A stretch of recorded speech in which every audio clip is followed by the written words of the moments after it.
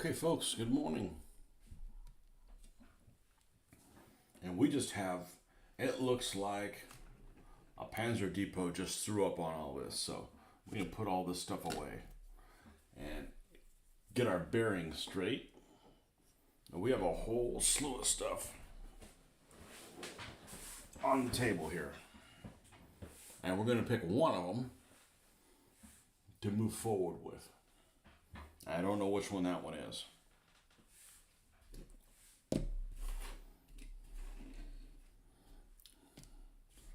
We got a half track and another half track and another half track. And these have already been sprayed, and they have the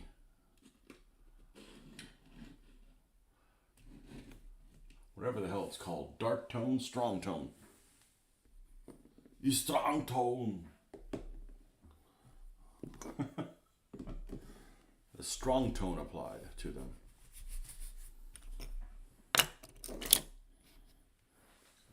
And we have a panther down here. I haven't decided what I'm going to do with the panther. Whether I want to put a camouflage on it or not. It looks so pretty.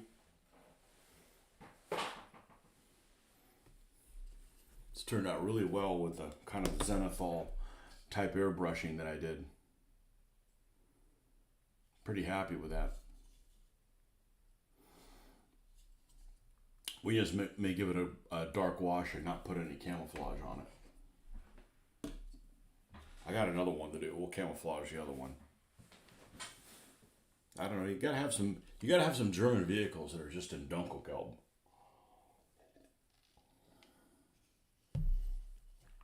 Just like this one, this martyr. This martyr, we just left it in yellow.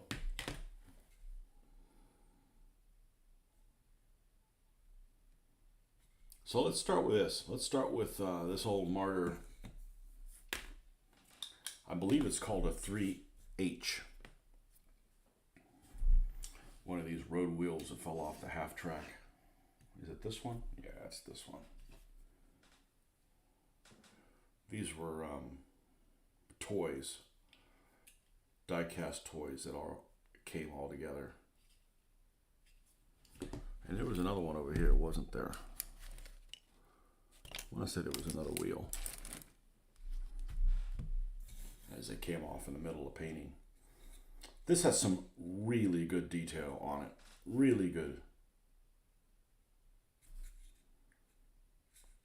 And there's not that many parts to build this thing. These are definitely Wargamer models, but I'm really impressed with them because they don't like make them look uber basic by just, oh, it's a Wargamer's model. I just throw it together, just do whatever, like they don't go that route. So I am a big fan of Plastic Soldier Company. Okay, we're gonna come back with the mid-war Dunkelgelb color.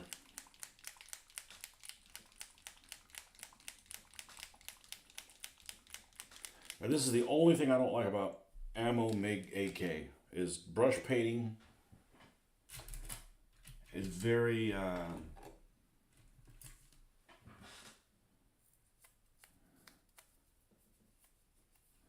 they're very, very watery. Very, very watery. So I don't mind going over cardboard, but it is kind of wasteful. Because it takes some of this moisture out. But you end up wasting a lot more paint than you should.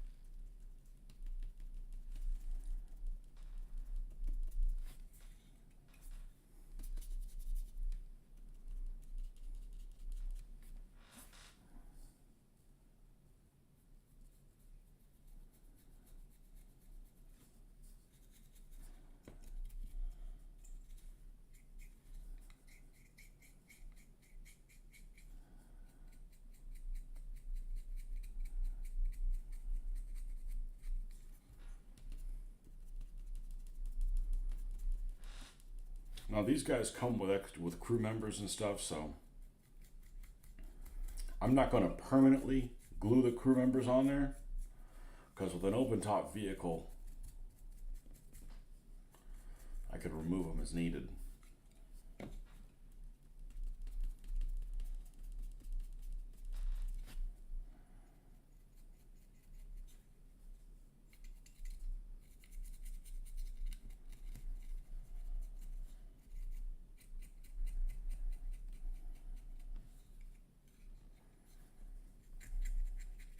I don't think they're a 5-man crew. I think these guys are a 4-man crew. I have to check.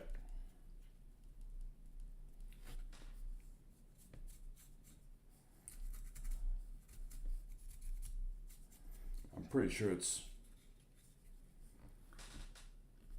driver, gunner, loader, commander. But there is a whole machine gun on these things, because it is on a Czech 38 chassis.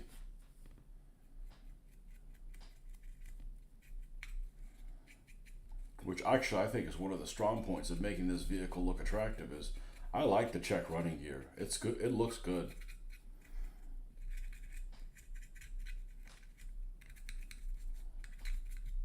It looks like it almost run without tracks.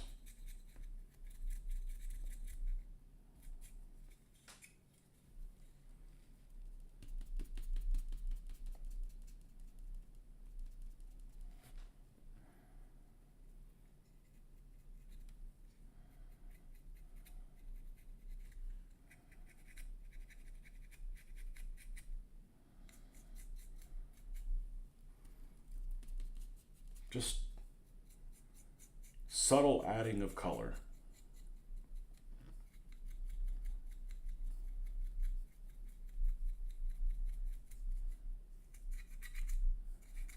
There's a part down there. It looks like the airbrush didn't get to. Well, we'll fix you.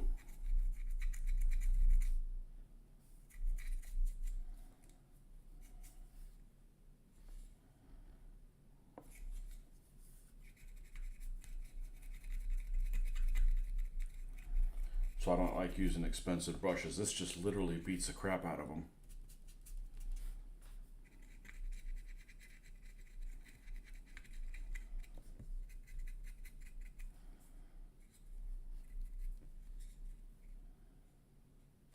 Do I have one? Well, this one has camouflage on it, so we can see how the color has changed.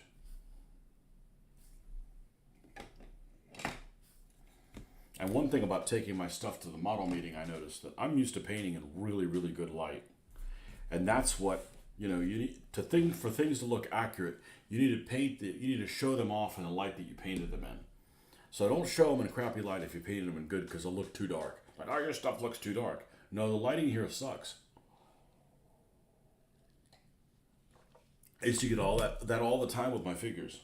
Man, your figures are so dark. I said, no, the lighting here is terrible. Take them somewhere to some venue and they don't have good lighting. Actually, the last Historicon, the Historicon in downtown Lancaster has great lighting. That place has really good lighting.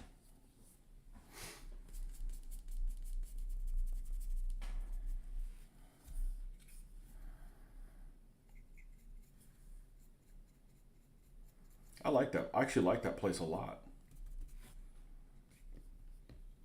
And even though we travel a long way to get there, I like it even better than Fredericksburg. And I liked Fredericksburg.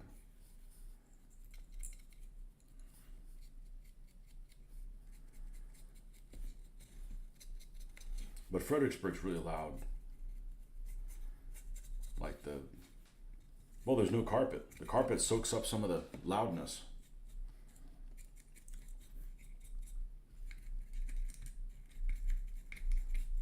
But people go to game conventions for different reasons than I go to game conventions.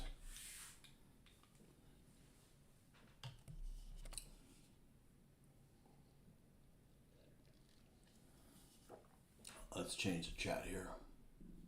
Well, I'm thinking about it. Not there's anybody on here. Go for it. Came in and threw a grenade and left. Good morning.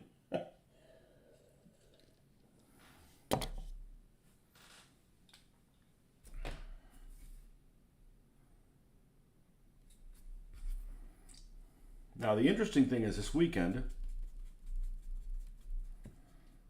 I get some plane models in. And just like tanks, when I started doing these things again a year and a half ago, I was really concerned that I wasn't going to be happy with how they turned out. That's not the case anymore. I found my my look I was trying to achieve. I found a look I was happy with.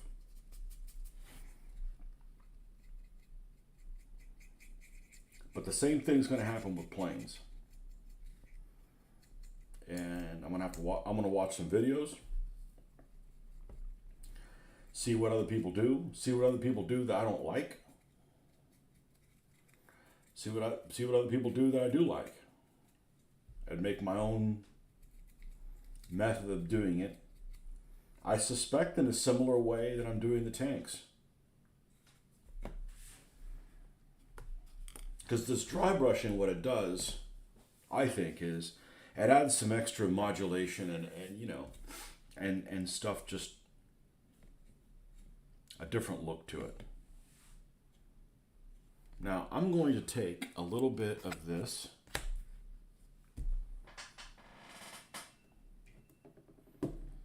and this may do it, or I may go up to the highlight color, which I'm not a big fan of. This set actually came with 3. This is not one of the ones it came with. It came with this, just the standard Dunkelgelb color. Then the highlight, which is a drastic difference between these two. And then there's one that's called Shine, which I'd bring it out here, but it looks like white. It's just too big of a jump between these two, in my opinion. So another one of the sets came with this one. So I like to use this kind of like the middle one. This should have been the highlighter to this one in the set. So let's just use this mid one and see if we can pick out some details with an actual brush.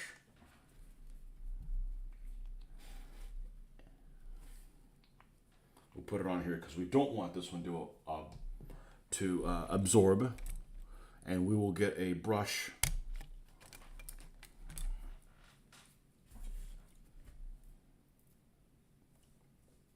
What's going on here?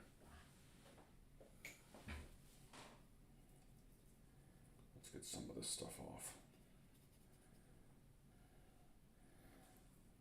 There's some paint buildup there at the back of the part where the bristles meet the actual brush, and it's tied together, and it lost some flexibility. So let's get rid of that problem.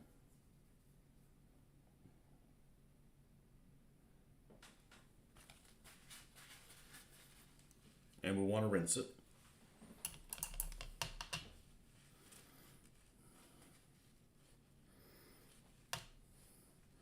We don't want to start deactivating this paint we're putting on. There we go. Now we have some flexibility here.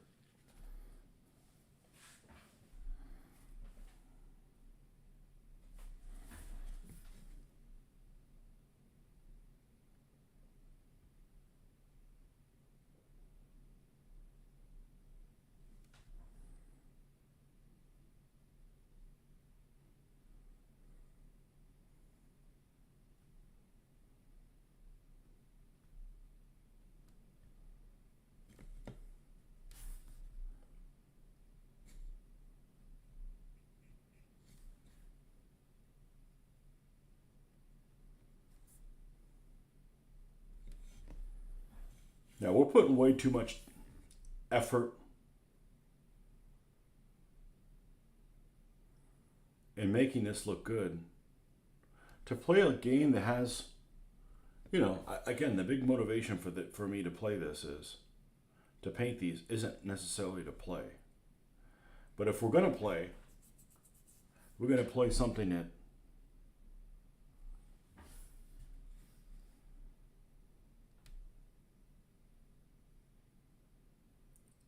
that has enough detail to be worthy of the effort that I'm putting into the models. I'm not playing Flames of War or something vague like that.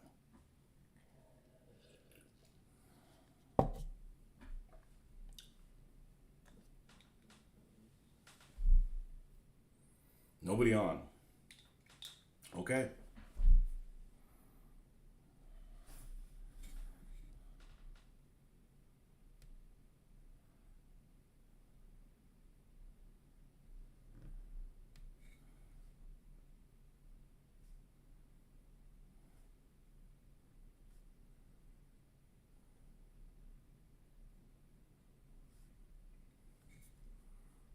You put in here what I like to call scratches.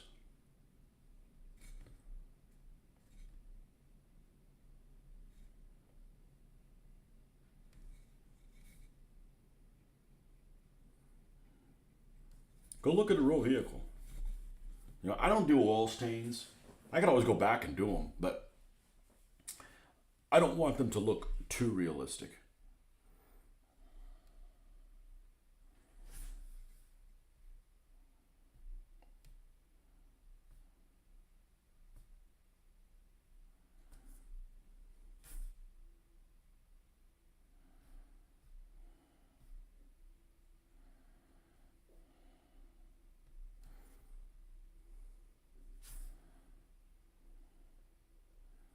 You need to match the look of the figures. It's a better way to describe it. If your figures look a certain way, the vehicle should look that certain way too. Or I want them to look that certain way.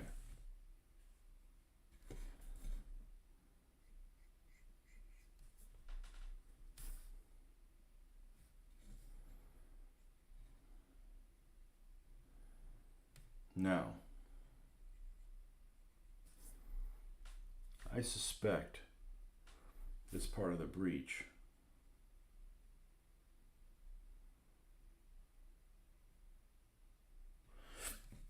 is going to have a lot of bare metal on it. So we're going to come back and we'll do that one in black and highlight it accordingly.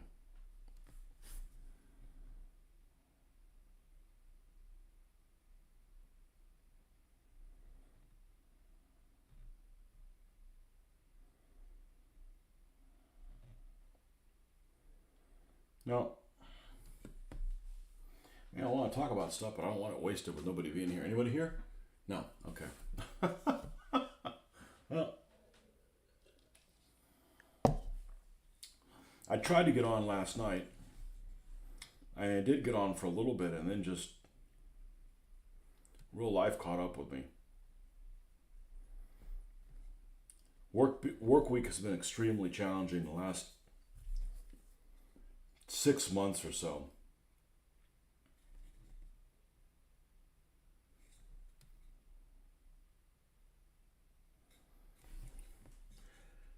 Man, it's looking really good. Especially with your contacts out. You know, you can see every... Good Lord. What the hell happened here?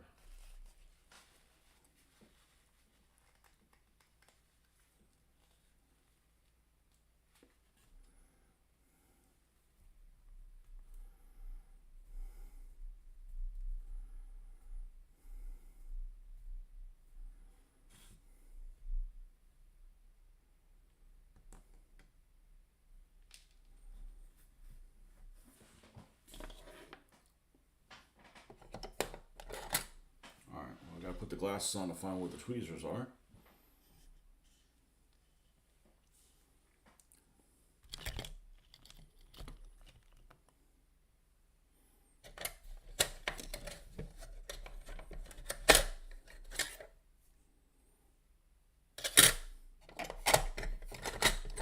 I hate those tweezers. Those ones that cheap ass tweezers. I don't care if they're cheap. They just don't come to a fine point.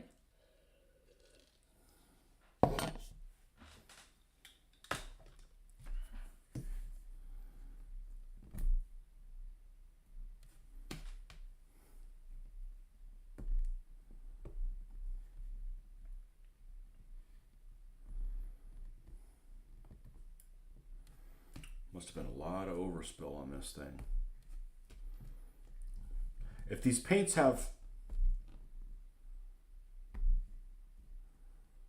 one downside, it's that they're so watery that when you shake them, even with a bottle closed, it's a mess is being made in there.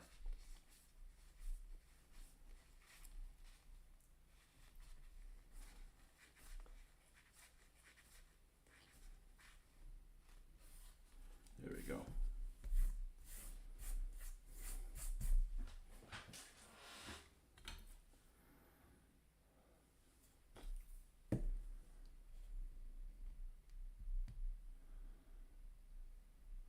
But I haven't tried the Vallejo Air yet.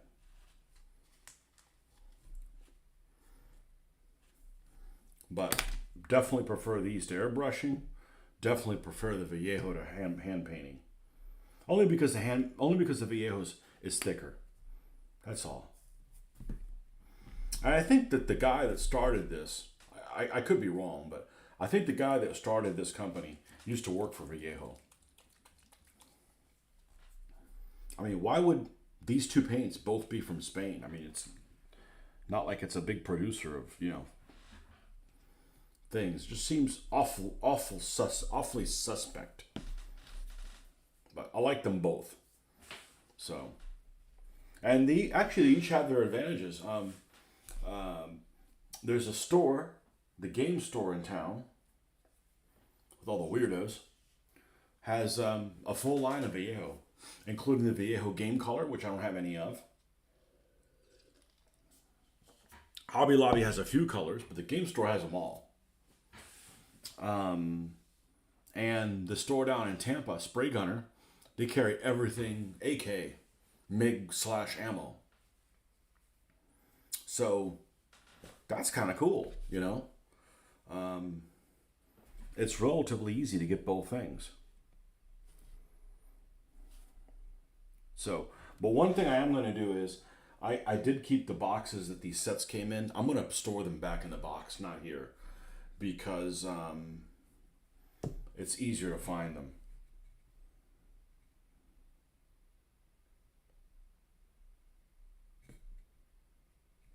Now this is why did I put such little down? Captain Frugal. There we go. We don't need much of this, just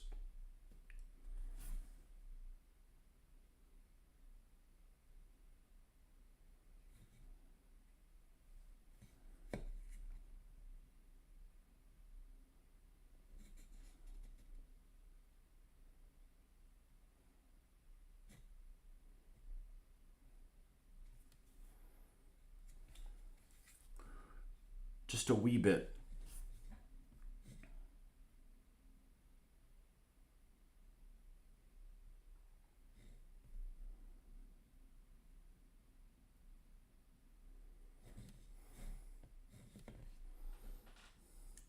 So I did manage with the girls. My daughter is up for the weekend with her roommate. And the roommate's into World War II stuff. And my daughter is always good for watching stuff. We actually sat through 2 episodes of Masters of the Air and I actually liked it. It could have been better. Mr. Marcus, welcome. Got something in the mail yesterday and did an unboxing. It's not published yet. It's $8. I'm sorry. 7 is less than $8 on Amazon shipped to me. So we're going to be building this at some point. But that's why I got it actually, because it was $8. Well, what's not to like about a Spitfire, right? But the paint scheme on here, there's one bad thing about aircraft. I hadn't really noticed it. It's really easy for me to paint a tank and it be non-denominational, right? I could put no markings on it or make my own markings. It's not a big deal. But aircraft have specific markings or for a specific aircraft at a specific time. So, no big deal. This one comes with one decal option. And it is for a plane, the 92nd Squadron in France in 1940. Okay. No problem, right? However, this particular freak show decided to paint half of the underside of the wing in white and half of it in black. I won't be doing that. Okay, I can tell you that my soul will die if I do something like that. So I am probably going to do the cardinal sin of using these markings, which there's nothing wrong with, but I'm going to paint them in a standard color scheme. You know, I mean the top part's fine. It's the underside, you know, duck egg blue or I think duck egg blue happened afterwards. I'm not super up to date on my British aircraft things, but we're probably going to do a light color underside on it. And it's a lot harder with planes to hide the paint scheme because they have these big numbers like GK47. Oh, that's so and such a squadron at such and such a time. You know, here I won't put them armor markings and you know they don't tell. Oh, that's so and so's tank. You know. So I have another plane model that is coming in today, and I'm probably going to build the other one first. I literally only got this one because it was so.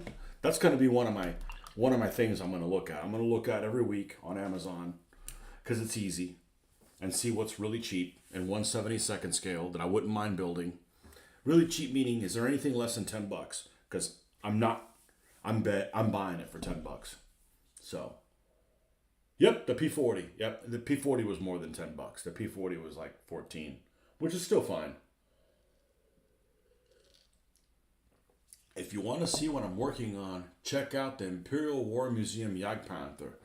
Does it have just the green camouflage? I had this notion that if I ever do a Jagdpanther, I'm gonna do the one that's just Dunkelgelb with the green. You know what I'm talking about. It's a classic look for it. I think I'm gonna leave the Panther in Dunkelgelb. This one.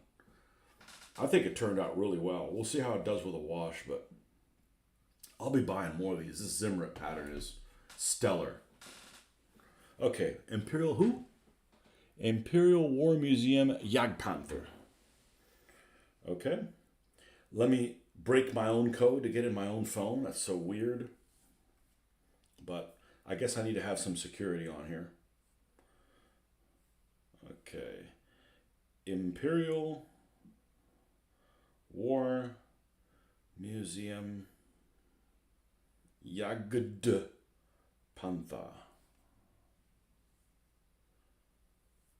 Well, not that pattern, but that's the color, right? That's just two color. Fuck you and your cookies. Okay.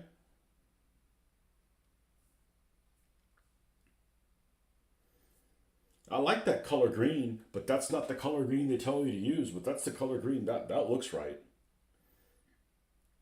Build one of those, huh? Oh, look at the track color. It's almost like they stole the color I use, and that's what they're using. Hopefully yours doesn't have a full interior.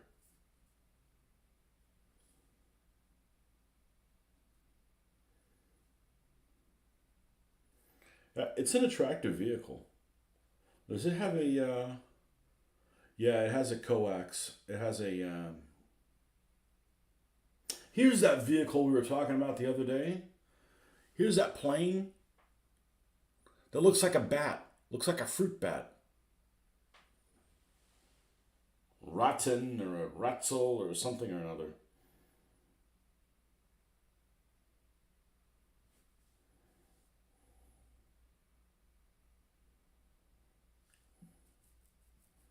I don't know about cutting the side and showing the inside. I'm not a fan of.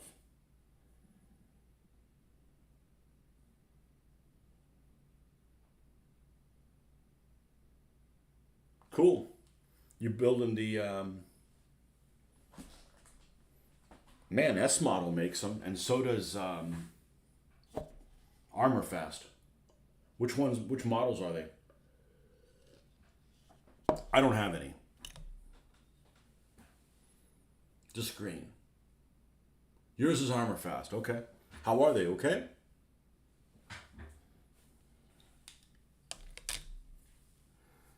I really like the plastic the Armor Fast is made out of. That and this plastic soldier. It's just, what difference does a plastic make? It's not very satisfying to put together brittle Russian kits, brittle plastic Russian kits. I don't like it. These, they almost, I sound like butter. It's really, really interesting. Those Panzer IVs that I did in the Armor Fast, I was really, really happy with them.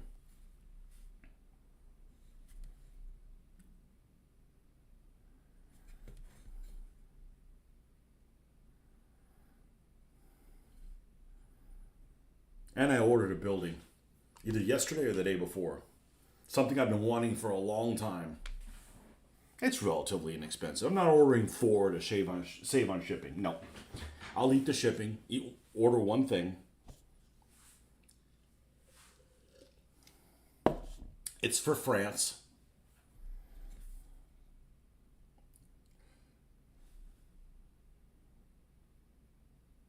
And it's a 3D printed item. And I can't wait. I can't wait. I can't wait. I can't wait. When that comes in, I'm stopping everything else and we're doing that. So, okay, I think it's probably time to paint the road wheels and all other matter of things. Now, do you have one of these that's white? Yeah, let's flip this over. It's easier to see this. That brush is too nice for this.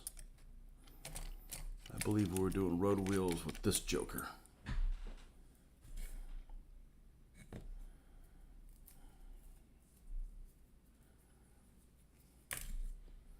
Yeah, I've been wanting that thing for a long time. I got to keep myself on a short leash. I already got too many things here, but that's fine. I figure like working on some, like this is, so now we've got, so you can tell the difference. Same vehicle. Nah, that's not going to work. Where's my phone? El teléfono. Put it over here.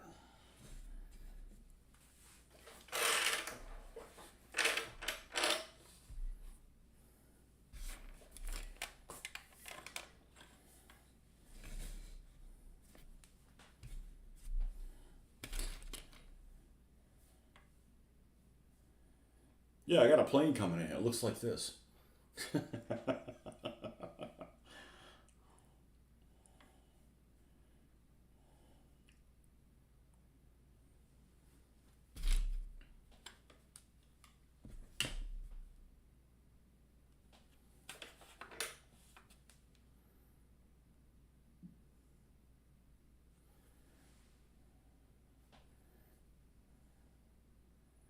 Is this an accurate representation? No, this looks lighter than it is. Let's see if we can. I really don't like. That's not it either, the auto correction. I don't look either.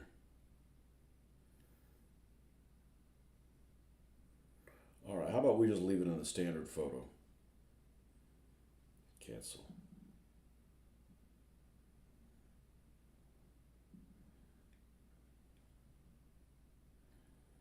See if you can tell the difference here. Of course you can tell the difference, even a blind person could tell the difference.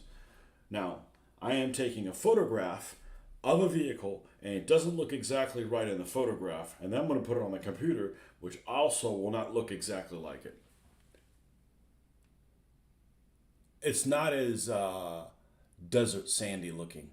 So the one on the right, we've done the Dunkelgelb highlighting too.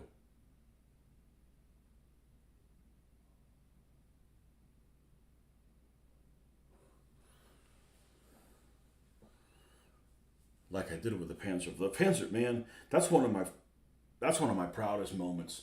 I was so happy to just grab stuff from other places and make it look good.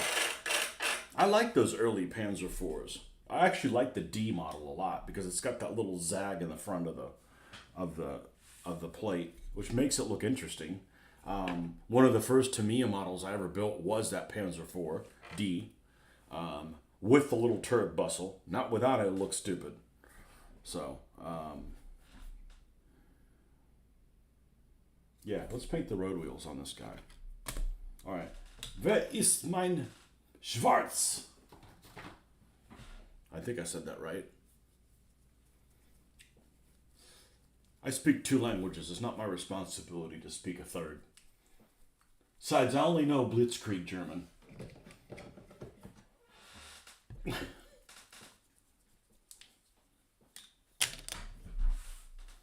I do have this Tiger one. I had to go harder on the camo. Because what happens is when I do this, I subtle out the camo a lot. So this Hummel turned out really well, but it was too subtle and it's like lost a little bit. But it actually will be fine. It's better than too bright. But I have not been disappointed with anything I've painted when it's done. Sometimes you get to a point and you're like, oh, I thought this was going to turn out like this. But then the end result is still okay. So it hasn't made it hasn't been a problem in my own morale. It's just well, like I said, sometimes you just have to stick with it. Not give up and just say, no, let's see this all the way through. And if we don't like it we're done with it, I think that brush is just too big. I don't want to waste this one on it. I will. I'll buy other ones, I guess. These I think are Hobby Lobby brushes. Fine touch.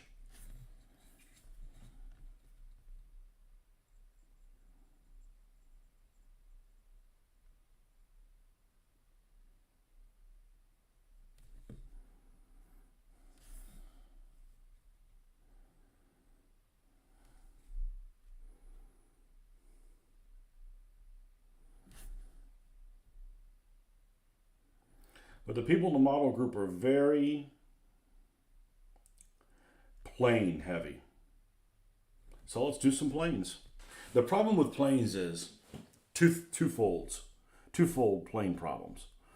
The first one is they take up a lot of space, because of wingspan. I mean, I can stagger them in there, and I will, but they take up a lot of space. And just like before I did armored vehicles, when we were doing all the 15 millimeter figures, you probably remember me saying I was concerned that I wasn't going to be happy with how they turned out. I didn't want to do a whole bunch of vehicles and then not be happy with. There's like dust lint here. Just picking it up. Damn it, man. I wasn't going to be happy with how they turned out, and then I have to redo them. And that hasn't happened. I watched a lot of videos. I let other people make mistakes for me. No, I just saw, what I liked that other people did and what I didn't, and kind of made my own method along with it. And I'll probably do the same thing with planes. I'm sure it'll be a similar style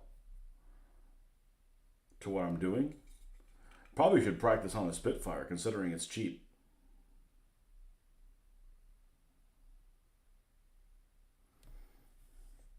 But I'm probably going to give it a brown wash as well.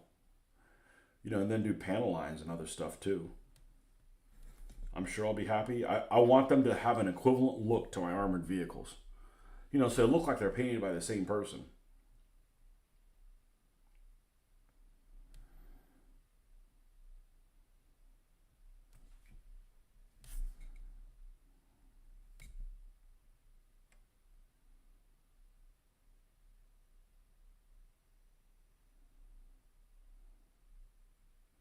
Where do you get your armor fast vehicles from? I know when I went into that store there in Manhattan, the airplane store, the model railroad place, there near the Empire State Building. They had a pack of Stugs by Armor Fast, and they had like 2 or 3 other things in 1/72 scale, but they didn't have anything that was like, oh, I gotta have this.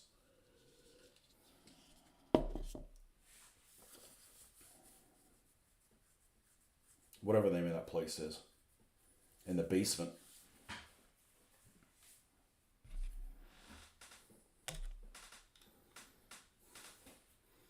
You have that Cromwell Tiger. It's a beautiful model. I have one bought painted from someone that I want to repaint. Looking at what I do for inspiration. Well, I have a photo that I do for inspiration. Man, if I would have known that, I would have done it next. I really didn't want to mess with it. I feel like I can kick this. I can knock this out of the park. I know I'm going to be able to knock it out of the park now.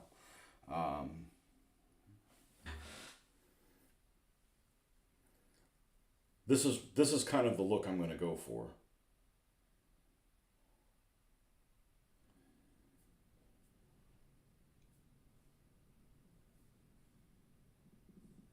And just forget the turret numbers because I don't know what I'm going to do with the turret numbers, but these three down here at the bottom. Something like that. But I needed to lay the color down heavy because after I go over it with a dry brush, it subtles it out a lot, which I like. I like it. I think it makes it look realistic, but it definitely subtles it out. So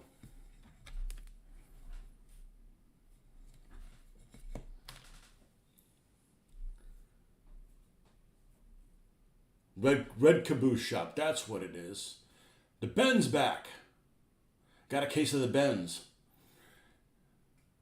Most of my kit I buy from Michigan Toy Soldier copy or Hobby Link. Is Hobby Link okay? And the reason why I'm saying that is I made a mistake about 3 years ago, maybe 2 years ago, that I ordered some things from this company. I don't even remember what the name of it is anymore. It's probably a mistake to not remember what their name is. I don't want to make videos bad-mouthing people, but I really should have probably made one for these people because it's just a fake place. It's a fake place because they have nothing in stock, even though they said they have stuff in stock. And they had, I even forget what the hell exactly it was. I want to say it was Plastic Soldier Company stuff. And they had them on a really good price. And I never got a response from them. They sat on my money. They charged my credit card.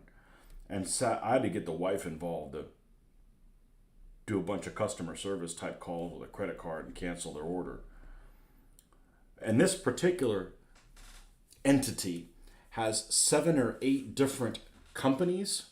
One of them is like for ships. One of them is for aircraft. A couple of them are for armor models. And they're all this fake company. They're in Pennsylvania. And they're notorious. You know, I ordered it and then I look at the reviews of the place. And the place is, most stores don't have bad reviews. Because if you have bad reviews, you're not going to have any customers, right? And, you know, modeling and stuff and toys are, you know, we're a limited audience. It's not like everybody's interested in it. It's not like you can just buy, like, well, you're gonna buy your groceries from somewhere. So if we piss some of you guys off, it doesn't matter. Somebody else will come here for groceries. No, this is a product that you don't freaking need. And a lot of people don't even want, you know, most people aren't interested in this stuff. So you got to take care of your customers. With these guys, it's never had an experience like that. They basically would not answer emails, wouldn't do anything until you got the credit card company involved and basically said, you know, this is, you know, threatening them like, we need a response by you in 48 hours or we're going to, you know, deduct it. And we basically, anyways, Hobby Link, so I'm very leery of ordering from places that I'm not aware of what their reputation is. So is Hobby Link okay? Like, I don't mind ordering through eBay, right? I don't mind buying through eBay and then it goes directly to a store because eBay can hold a gun to their head and say, you know, you better take care of this customer or you're off our platform, you know? Dr. Faust, the painting guy, I'm subscribed to his channel but never watches things. Said a woman, here we go, kept going into his local store buying an airbrush every few weeks. Oh, this is interesting. This is like okay, I can't wait to read the next one. Eventually the staff asked what she was doing with all these airbrushes. Turns out she was throwing them away when they clogged. She thought they were just very expensive disposables. Miami pump. I heard, I've heard rich people. For you guys out in England, that would be the Normans. According to you guys, I didn't know that. I didn't know that any Normans existed. Um,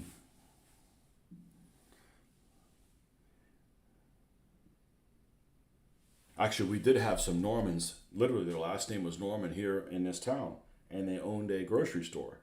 And they got convicted for tax evasion and moved to Costa Rica and got extradited. Oops. Sorry about that. Um, that I heard that really rich people never wash their clothes, they just throw them away. Well, they must have somebody shop for them because let's say I had unlimited wealth. And let's say I dislike doing laundry, which I don't. Okay? I don't like doing like dishes and mowing the lawn and stuff like that. But doing the laundry, I actually don't mind. Or would you rather have somebody else go through your undies? No, I don't mind. I've always done my own laundry. It's not a big deal.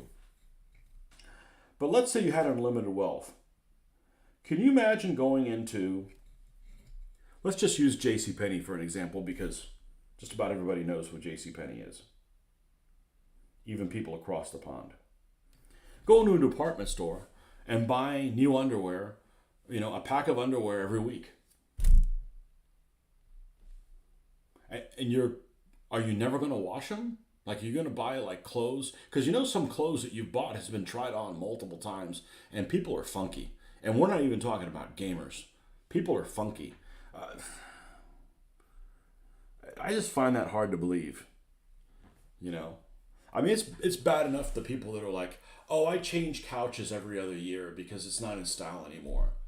It's a fucking couch. You put your ass on it and you take care of it. And, the last set of couches we had, well, we had them a long time.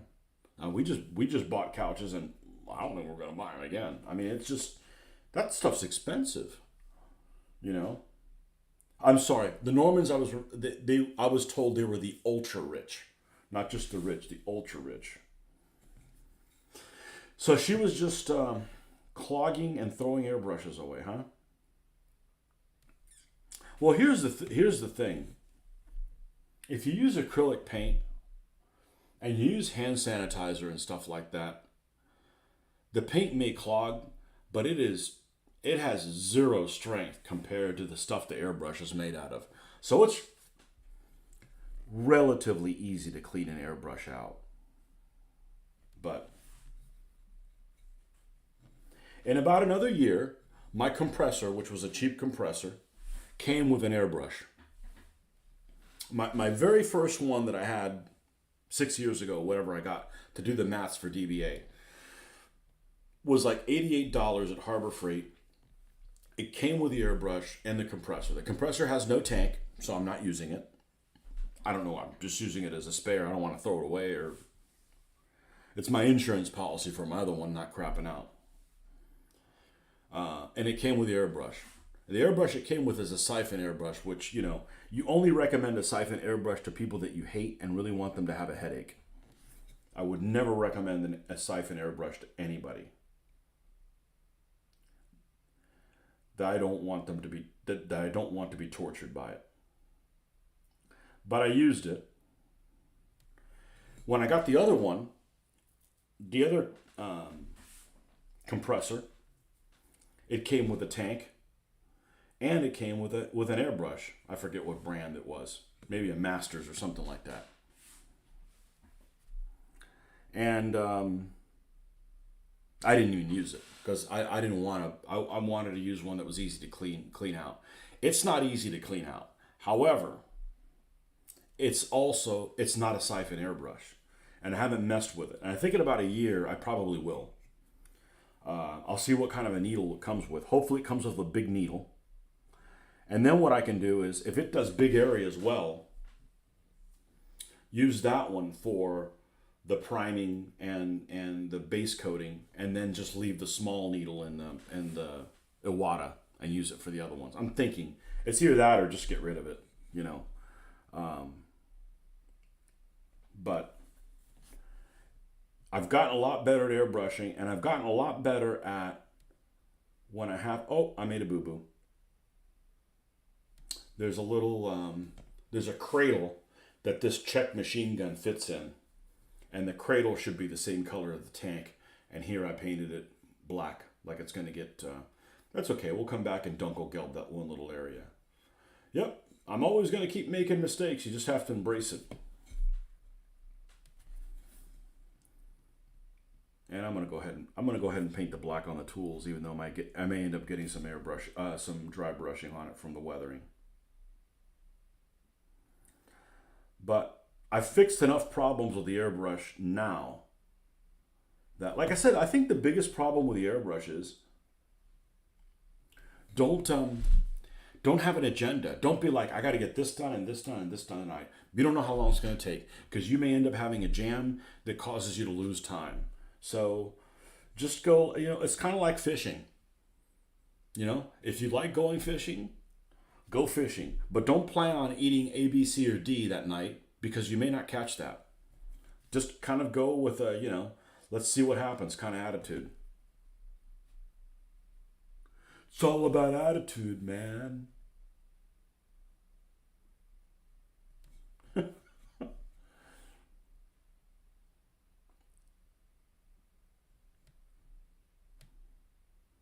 And once I realized that I needed to have that attitude, or just not airbrush at all.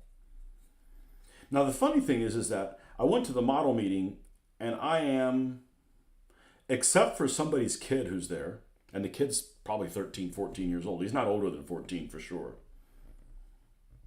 I'm the youngest person. By, I think, I don't know, one guy may actually be younger than me, but I look younger. Anyways, everybody's, most people are about 20 years older than I am. And they're super anti-airbrush. Like, oh, I showed some of my tanks. Oh, I wanted to know what your technique was, but I didn't know you airbrushed. I'm like, I only airbrush a little. The only reason I do any airbrushing at all, is because the rattle cans suck. I'm a brush painting person, The only reason I do any airbrushing at all is because the rattle cans just aren't usable. They're morbidly toxic now. They killed my model master. So, all right. What do you have to say for yourself? I think the disposing of the couch and the undies go hand in hand. A lot of getaway drivers out there, you know what I mean?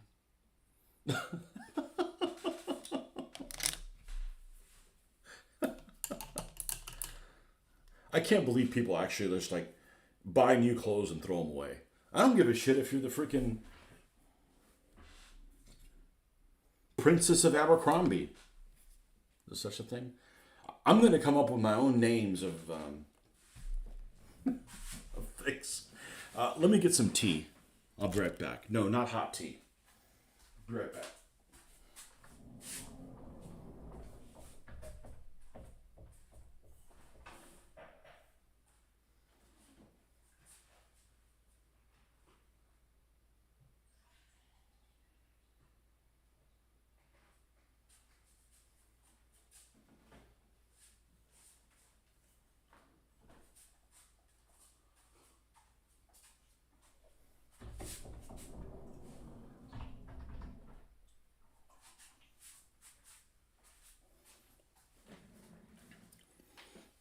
Yeah, I'm pretty comfortable with them. Every time I'm doing the airbrush, I get a little bit better at it. It's just a little frustrating that if you watch my video, my airbrushing olive grün I did the other day, at the beginning of the video, I talk about the different greens I want to use. And I took a piece of cardboard and sprayed them. And I did like this fine pattern. And it looked great. And then I go to do it on a tank and I get a bunch of splatter. And I'm like, next time I do it, it'll be better. It's not really that much of a problem because it all goes away. But it's just kind of frustrating. Like, man, this looks great. Too bad it's wasted on cardboard, But it's too early to paint. The Canadian Howard, I know who you are. It's too early to paint. No. Everybody's asleep right now. How you doing, ma'am? I saw you posted all those pictures over the wintertime. You had beautiful white wintertime stuff. It's all fun and games, so you have to shovel it. We went to Canada this wintertime. I'm not letting anybody talk shit about Canada. I'm not moving there, but Banff was beautiful. And Calgary, it was absolutely beautiful.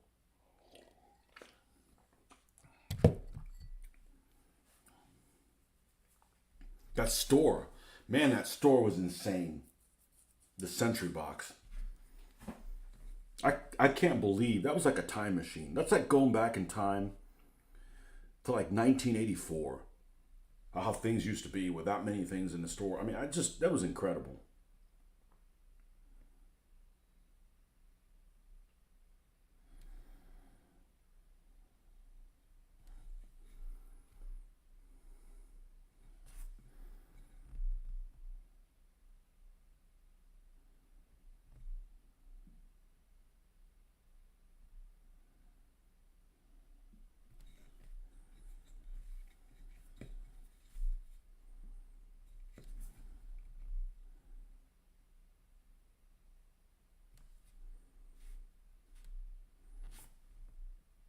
No, as a matter of fact, I can't paint at night. I tried to paint last night. I couldn't. Ben was here.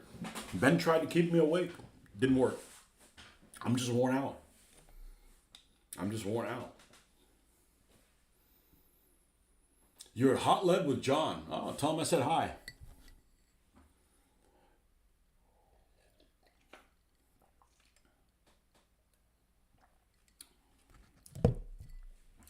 Hot lead. Even though most of miniatures don't have lead in them. We still call it that. Mountain of lead, etc. I did a St. Patrick's Day painting like I did last year, and I had whiskey before 8 a.m. I had a sip. So anyways, we watched 2 episodes of Masters of the Air last night. I watched it off and on with somebody who wasn't the right person to watch the movie with. And I watched it with my daughter and her roommate. And my daughter is she's war movie friendly. And we all liked it, I think. It was all right. I mean, I wished it was...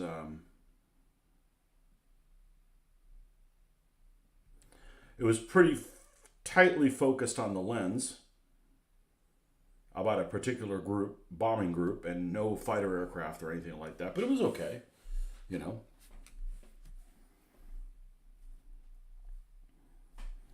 But getting back to planes, I got some planes coming. And I'm wondering how many planes it's going to take for me to find the look that I'm trying to achieve. I have a feeling that I'm going to hit it right out of the from the first one. I know my planes won't be on stands.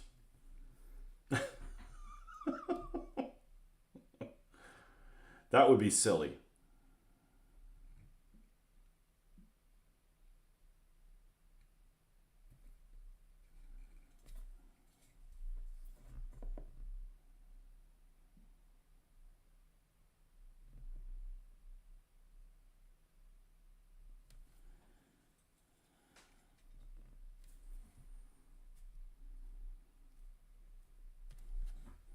That would be silly. I don't know what time I have to stop today. I think I need to stop by 8 for sure. We've got to do some outdoor activities this morning that we need to travel about an hour and a half for, so. There's that, but we should be able to finish these road wheels.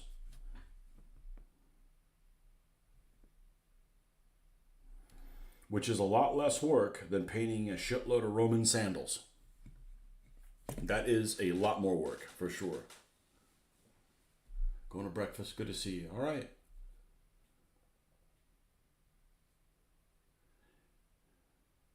is Ben the cat.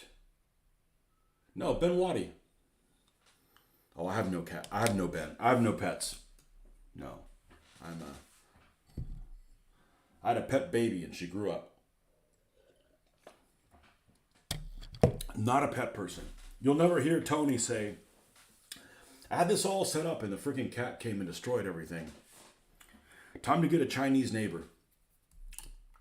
I'm not putting up with that shit. I've lived alone many years, never had a need for a pet.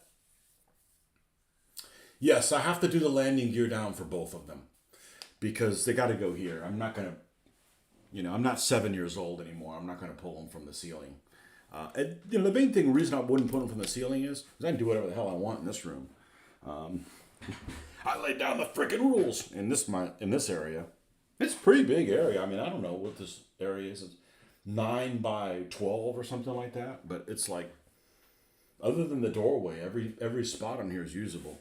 They'll get all dusty, and then I don't want to deal with that shit. So, yeah, they're gonna have the gear down. But I picked these. Well, I picked the P40 on purpose, just for nostalgia reasons. But I didn't get planes necessarily that I want to use in a scenario, because if I did, I'd get something like a Lysander, But the Lysander was like $22 or something like that. I'm like, yeah, I'm not opposed to spending $30 or something for a plane model, but I don't need the plane model, so I'd rather spend the $30 on something else. You're a dog man yourself. Had to nurse mine during last night's stream because he had a stomach ache from eating too many dog treats. Ah, baby and your dog. I like other people's dogs. I just,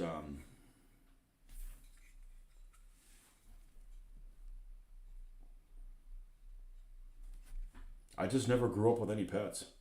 We had fish, and then they die, but they're self-contained.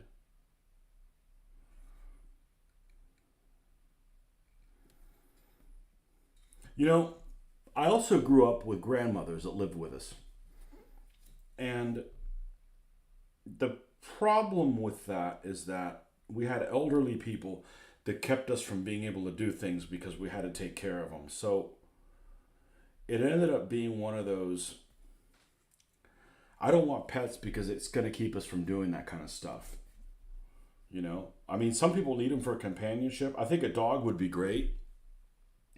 I don't mind borrowing a dog. And what I mean by that is I went to a event a couple of years ago that involved running or running for those in shape, or for people like me, walking. And I tried to run, and I did run, and I suffered for it. My shins hurt for a long time.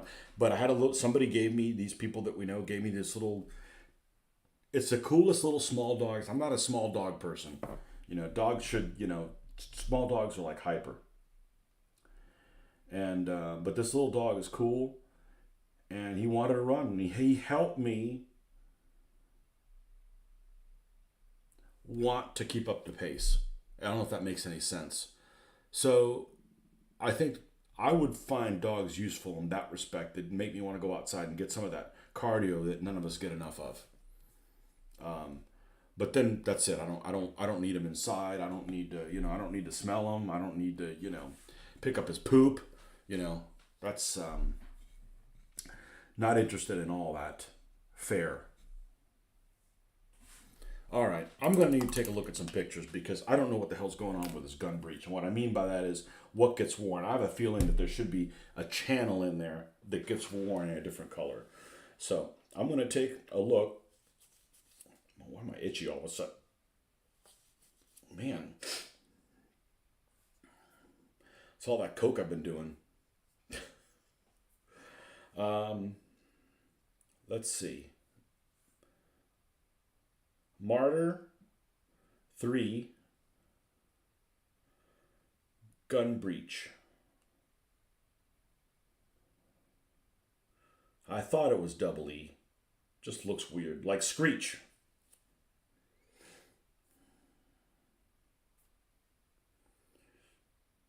Show me some images, damn it. This is the Martyr I hate. I hate the Martyr 3M. got the thing all the way in the back. Just looks stupid.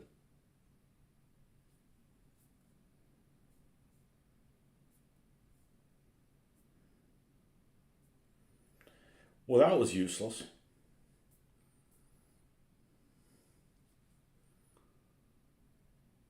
All right. Pack 40.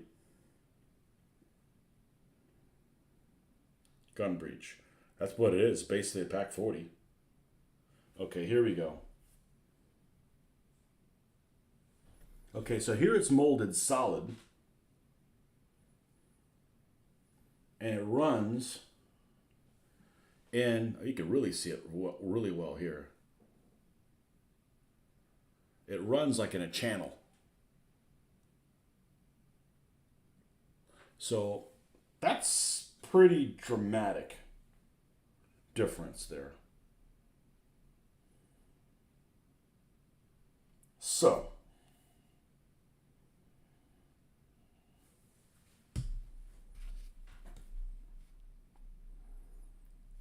we're going to have to fake that.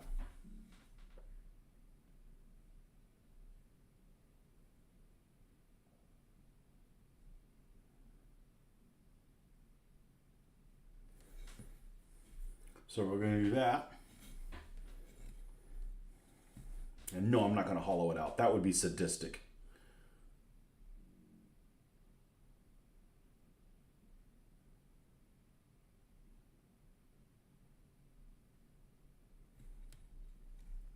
Okay? That makes me feel a lot better about it.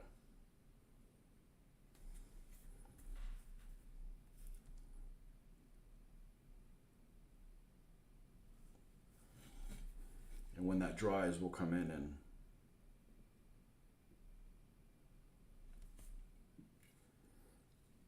there, that looks a lot better. And yes, even though it's solid, it still looks a lot better. I remember building a pack 40. I'm like, that doesn't seem right. It fits in a channel and it goes back and forth. So the channel's dark. Oh, I have a visitor.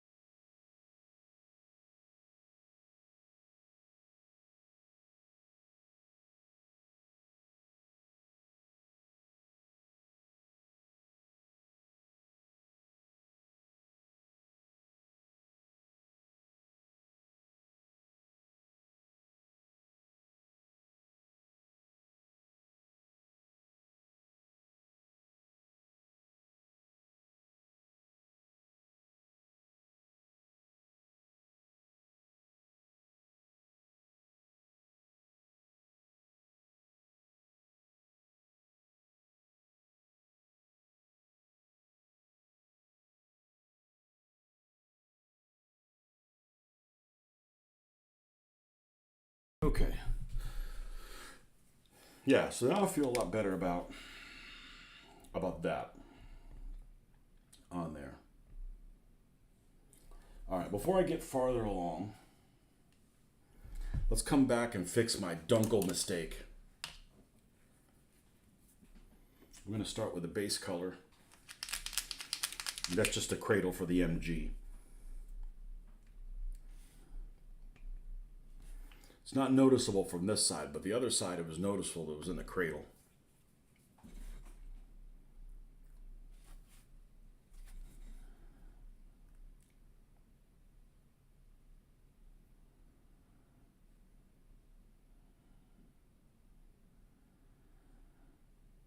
So the other thing about AK paints is because they're watery, they take longer to dry.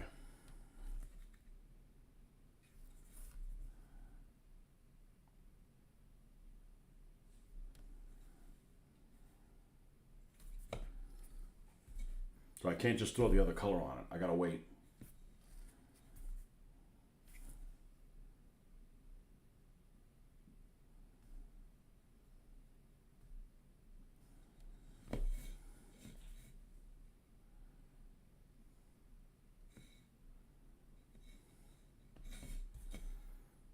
Let's add some of this color on it.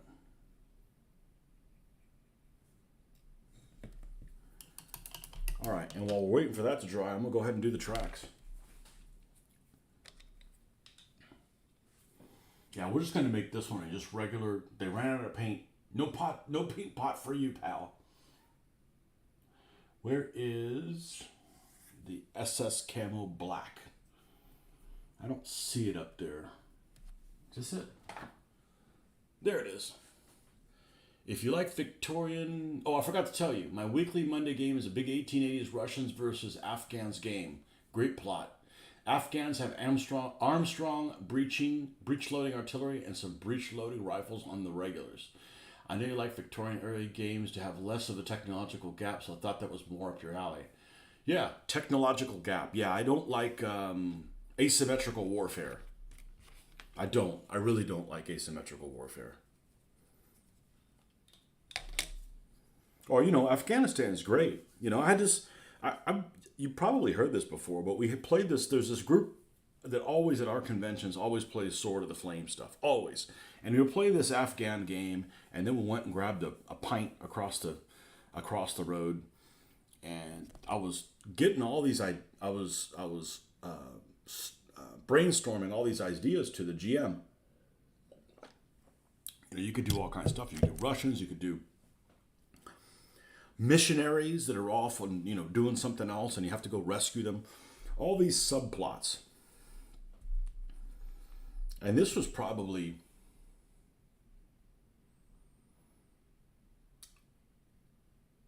before the war in Afghanistan. Nah, it was probably right after the war in Afghanistan. And he's like, oh man, that sounds great. And the next convention I asked him about it. I was like, hey, did you think about any of that stuff? And he didn't remember he did not recall the conversation at all. I'm like, well, it's great knowing that you made no impact in somebody's fucking life. Somebody had too much to drink and it wasn't me. I don't know that I've ever had so much to drink that I don't remember a conversation. I have been too sleepy when I've been woken up, and I don't remember being woken up or anything I may have said. But that's sleep.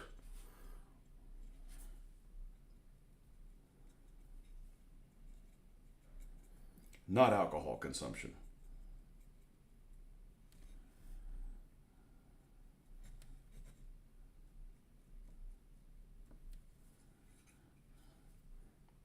Yeah, technological gap. Yeah, I'm not a fan of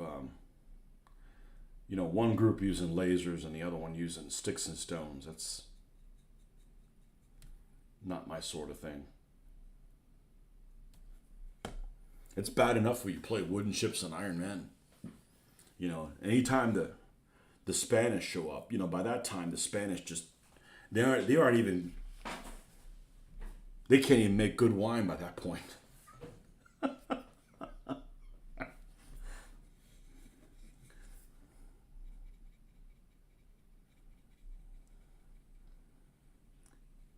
You could have a British frigate, 32 gun frigate. They could blow the crap out of a 1,000,000-gun Spanish ship. Could have every gun in the world, but it's got a Spanish crew on it. Useless.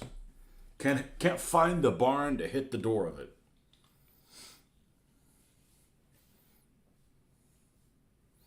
We did a charge of Afghan tribal cavalry charging dismounted Cossacks. Cossacks repulsed them after some hand-to-hand combat. I think that, I think the time period, if you do something like, what's that war? The Crimean War. If you do Crimean War stuff, if you do that kind of a plot, but 30 or 40 years later, I'm just not a fan of rifles that you do this all day too. First of all, they're not very attractive looking weapons. Yes, I went there. They're not. I don't like how they look. So, anything earlier than bolt action rifles, when everybody's kind of armed the same way, it's just kind of boring. It's just kind of, I find boring. It's just not my cup of tea. So that's why Victorian, and the problem with Victorian games is it's always like this tiny little group of Brits versus hordes of these savages. And it's like, okay, there's other nations that could be, using the savages against the other savages that were on the British side. So, you could have British versus French or British versus Germans or Russians. It's not that the British are in it. It's just like, okay, let's have some other Europeans in there as well.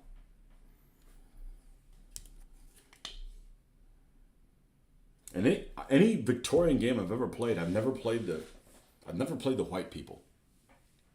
I never have because, well, everybody's scrambling to play them, and I'm like, I don't mind playing the natives. You never get a chance to play natives in other games, and then you're like, yeah, well, no wonder you get excited about getting 2 kills, you know.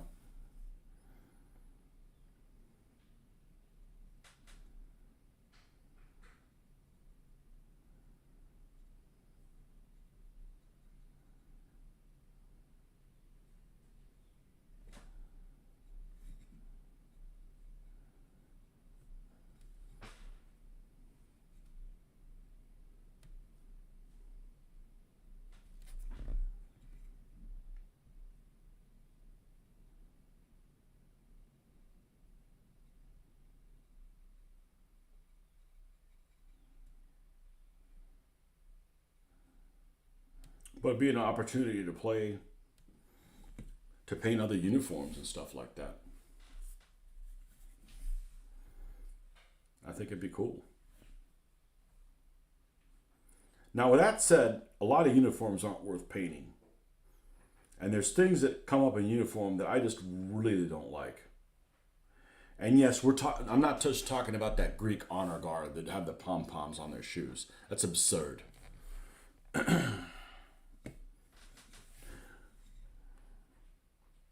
But just like the little field caps the Germans had, the ones that that don't have a brim, I think they look ridiculous.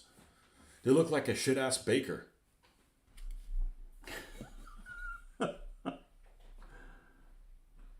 Even though even when they used them in World War One, they look silly.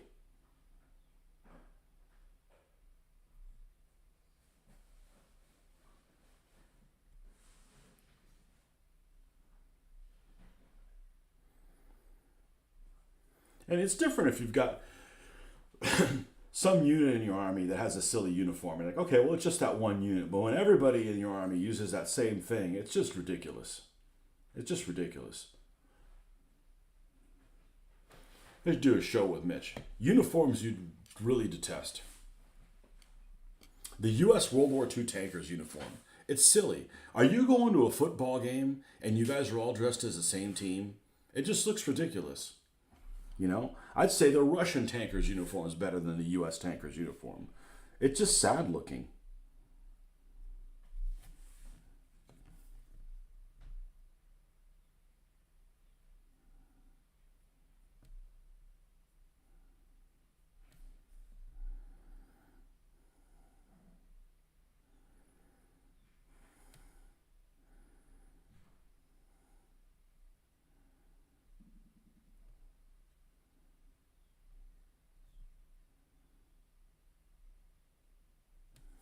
Things you dislike about the armed forces of each nation in World War II. We're going to be a show just for that. I'm just talking about the looks of them, not performance or. I was looking for some unusual Japanese aircraft because I really wanted to do some Japanese aircraft first, and I will do them. It's just, I got a wild hair up my ass, and I'm like, all right, well, what can I feel good about not spending a ton of money on? So I looked at, and I wanted to do kind of unusual planes that, not something they made 2 of, but just something that people don't normally build models of. So let's say I wanted to do a British aircraft that people don't build a lot of. You know, Spitfire does not fall into that category, but Spitfire was also $7.90 shipped. But something like a Blackburn Skua. Well, a Blackburn Skua is really an unattractive aircraft. But something like that. A Paul Defiant. A Paul Defiant's an attractive plane, and people don't do them. Stuff like that. You know, um, that model that Matchbox makes, the Ferry Sea Fox. I want to build one of those. I think it's an attractive looking plane. And they didn't make very many of them. I'm surprised. I thought they made more of those, but it wasn't two, but it wasn't 1,000 either.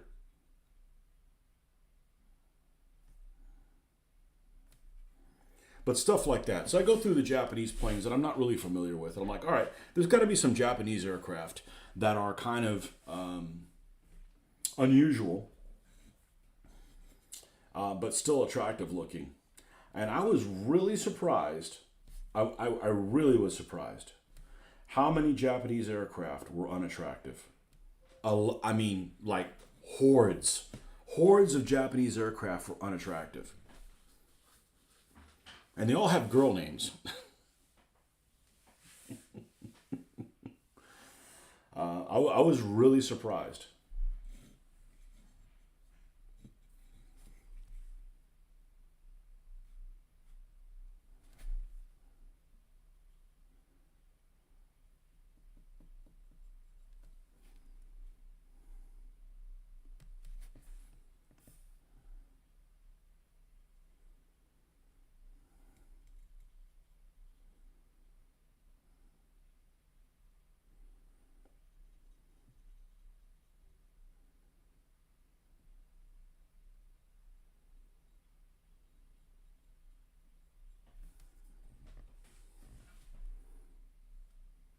But I think one of the things that makes the Japanese in World War II really unattractive for me is I just don't get the whole suicide thing or I don't care if I die kind of attitude.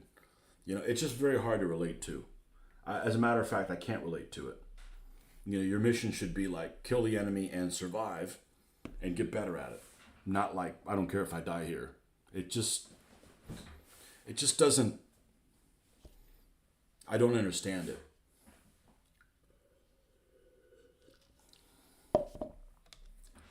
Well, they're not Japanese girl names. They're girl names that for Japanese planes.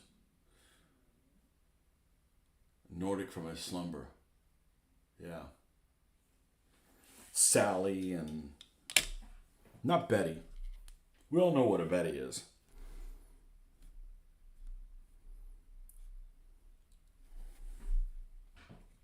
They're not all girl names. That two the really attractive plane, or actually I remember it being more attractive than it was the Nick. It's a two-engine. Looks like a cross between an ME 110 and a I don't remember what it looks like now. A PE-2, something like that. It's like a light bomber, heavy fighter looking thing. Anyway, this is fairly attractive, but man, so many of the other planes, I was surprised how unattractive they were.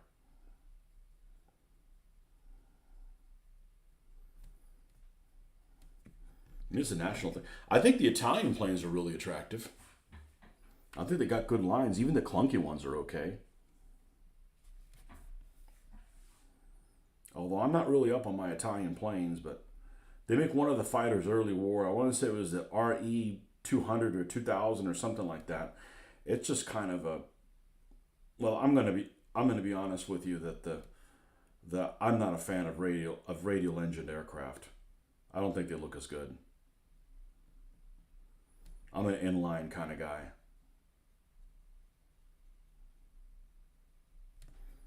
And we're just talking about sheer look. I'm not talking about performance. I'm not building aircraft on performance. Although, as much as I dislike it, I should build a Hellcat. As much as I dislike the look of it, I should build a Hellcat. Do it in some scheme that's not overall navy gloss blue.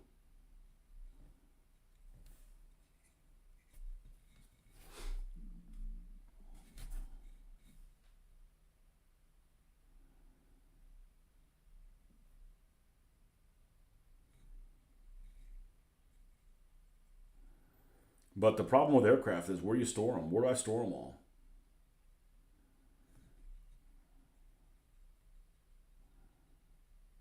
So that Spitfire model I have, that's the I don't know if you were on here, Ben, when I was talking about it. The problem with aircraft is that with armor, I can build this martyr and I cannot put markings of what unit or for, and it can be for any unit. When you build a plane model, It is the decals of specific plane with, such and such written on the tail, such and such serial number. It's very noticeable. And, like that Spitfire model I got, I didn't realize until today, after I did the unboxing, that the paint scheme on the back is ridiculous looking. And I'm not gonna be painting that Spitfire that way, regardless of what markings are on there. And what do I mean by that is, well, look at this Spitfire model. There's only options for one decal on here. The underside is black on one side and white on the other one. We're not doing that nonsense, okay? That's how you lose a fucking war. Look, this is number 92 Squadron in France, 1940. Now you know why the BEF got kicked out of France. They painted their fucking planes that way. Like, go duck egg blue, asshole, and maybe you'll kick the freaking Krauts in the ass. Well, that's what they did, and that's why they won the Battle of Britain. Not a common known fact.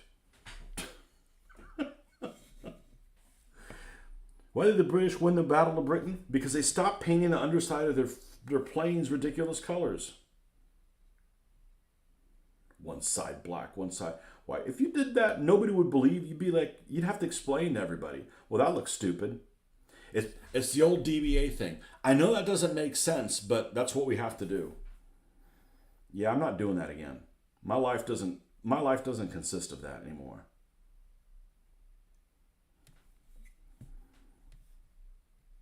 No more mansplaining.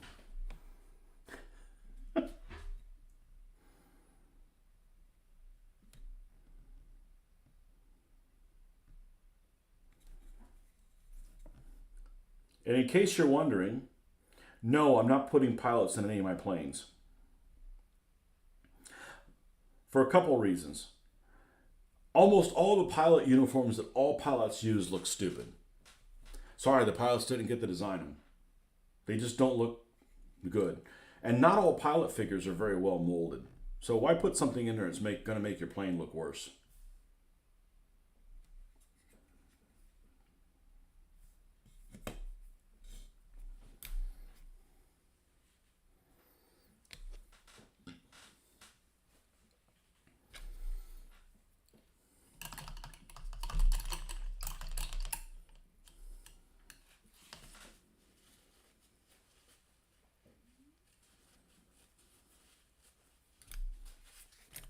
Okay.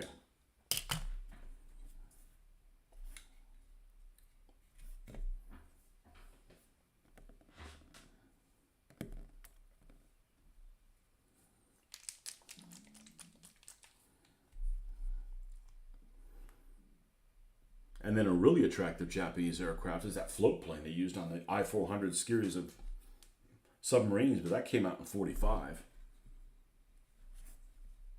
But that's a really attractive plane.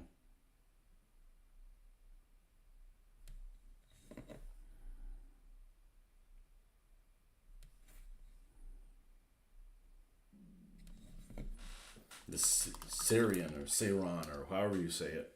They've hit the accent on places that it's not natural for me to accentuate that way. That's going to be wooden. That's going to be wooden. And we need to dry brush the weather color before we do the wooden stuff. I don't like the wooden things weathered. Same thing with the muffler. Yeah, this is still wet. Let me go grab some more tea. I need to get bigger cups.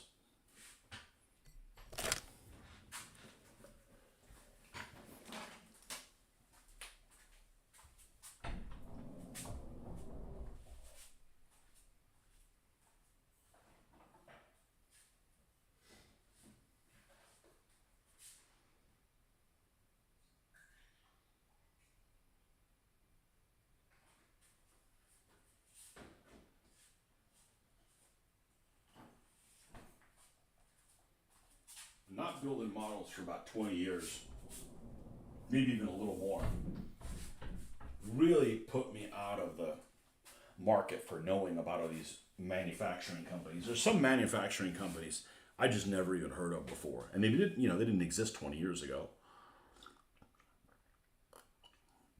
So I couldn't tell you if they're worth a damn. But they've got all kinds of stuff that I've never even seen before.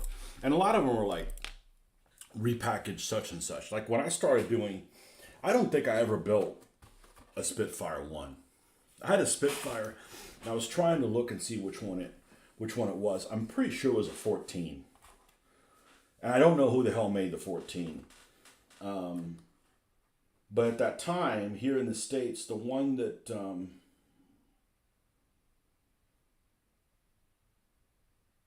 yeah, I'm gonna paint my Spitfire like this. It's just gonna have a solid color bottom, and the solid color bottom is not gonna be black. It's gonna be a light color. So, was MPC. MPC was the one that, and they're all just reformatted. Well, we're waiting for this to dry. Let's fuck with the Tiger. Let's mess with the Tiger 1 while we're talking. MPC was the one here in the States that had all this stuff in the early 80s.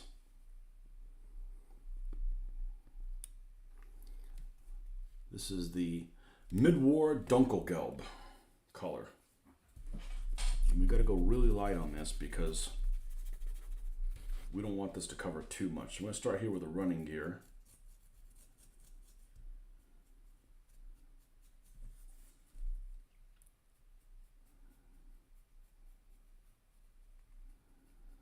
But I don't remember what the make of that was. I need to go on Scalemates and find some time on there, see if I recognize the box art. I know the P40 that I had was the snap kit fit by I think it was a Monogram. I think Monogram was the one that was making that. And then the other aircraft kits, I'm pretty sure they were all MPC. I had a Messerschmitt E and the Stuka. I remember the Stuka box art.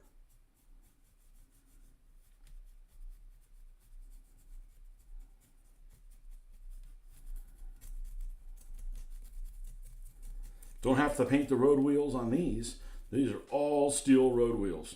There's no way you're sneaking up on somebody in a Tiger 1 with... We're going to have to draw out and put an MG in there. There we go. No way you're sneaking up on somebody in a Tiger 1 with steel road wheels.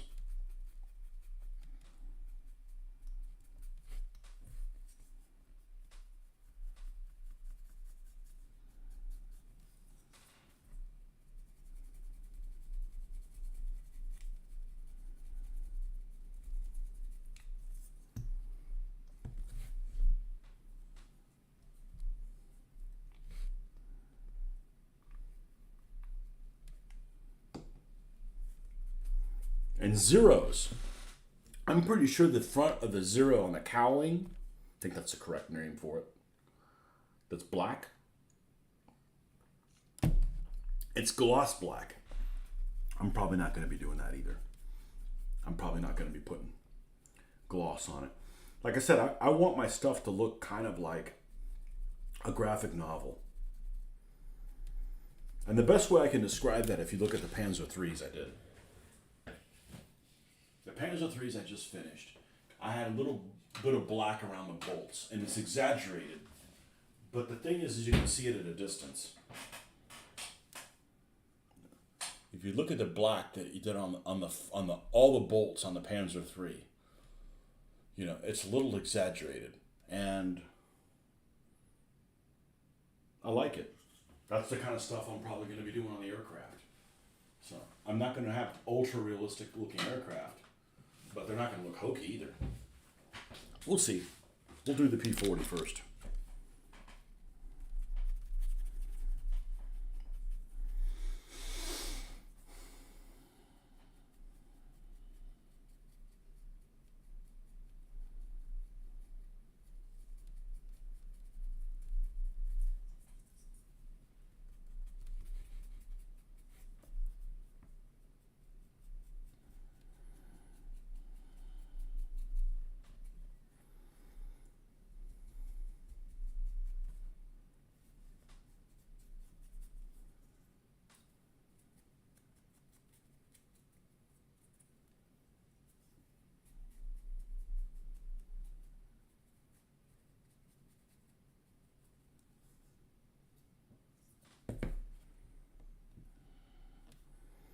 let's do the same treatment on the turret.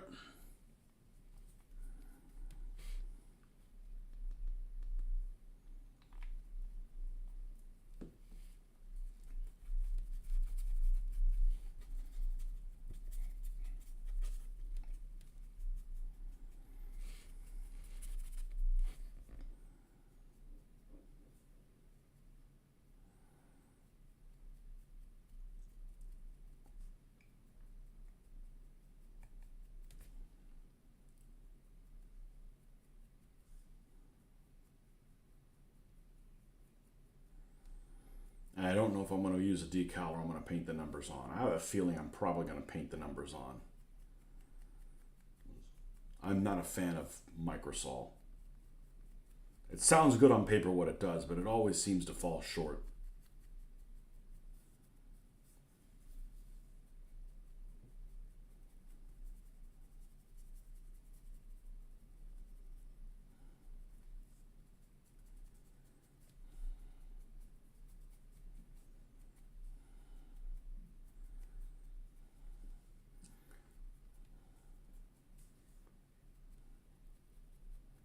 I never did fix this gun barrel. I need to glue it, and I'll glue it after we're done messing with it.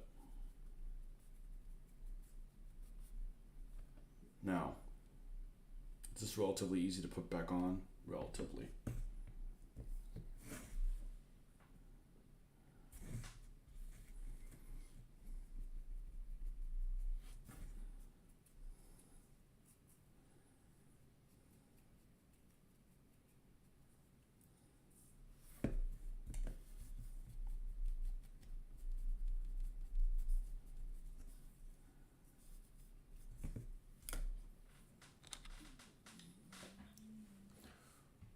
Gotta run some errands, okay. Have fun in the big city.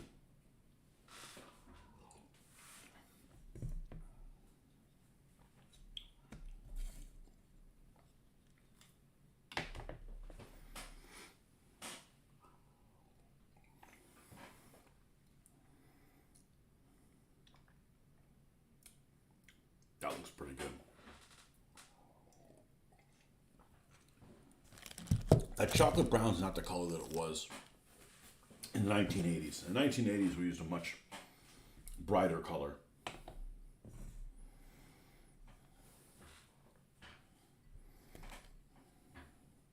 Much brighter color.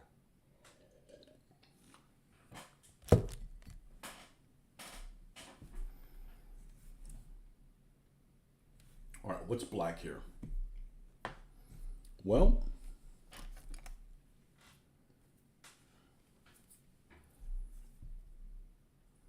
this machine gun was actually in at an angle. We'll put it in at an angle as well. If we can manage not to fuck this thing up.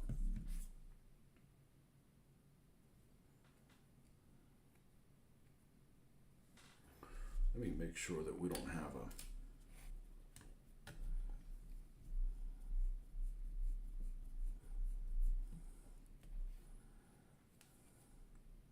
I think we need a different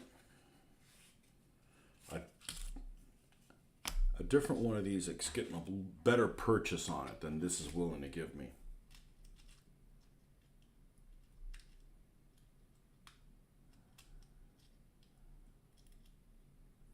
Let's try that one.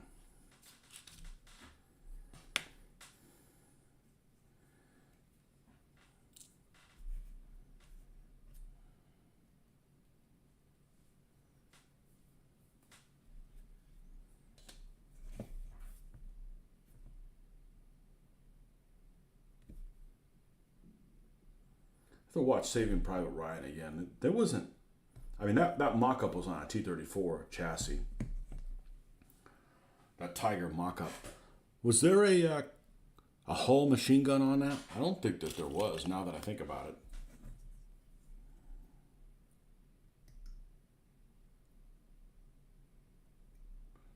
I'm going to take that little bit off.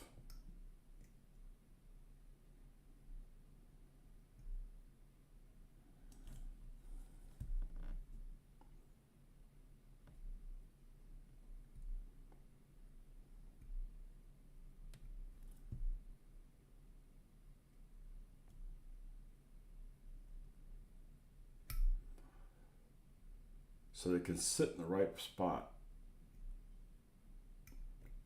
and get a purchase on it. I don't mind it being off at an angle.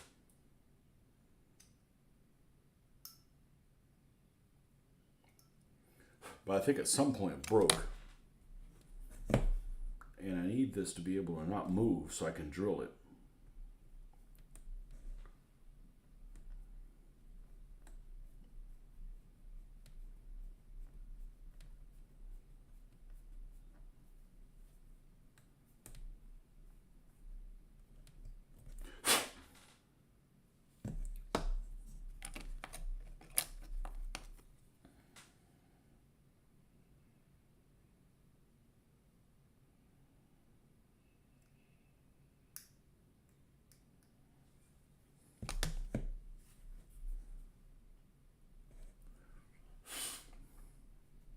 You know, from a practical standpoint, I do not do anything with this thing and then get the Plastic Soldier Company Tiger 1s. But the real reality is I don't need any Tiger 1s. So I don't mind. We're just building these just to build them. There we go. Now we've got that. And I've been more likely to use piece of wire more than the sprue. Sprue just doesn't work worth a damn for me anymore. I think the content of the plastics has changed, and they just don't extrude as well as they used to. I wasn't expecting to use that word today. Extra points.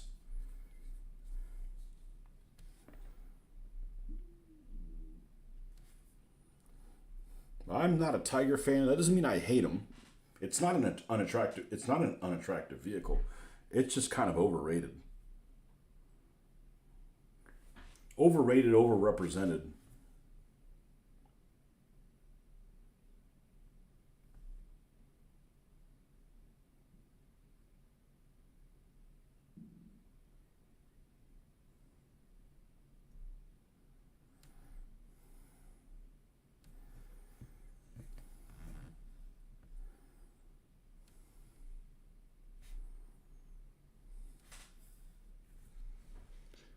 Don't you have any ancient sprue from those older kits I picked up?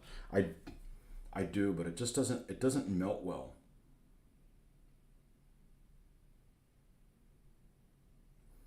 It just doesn't melt well.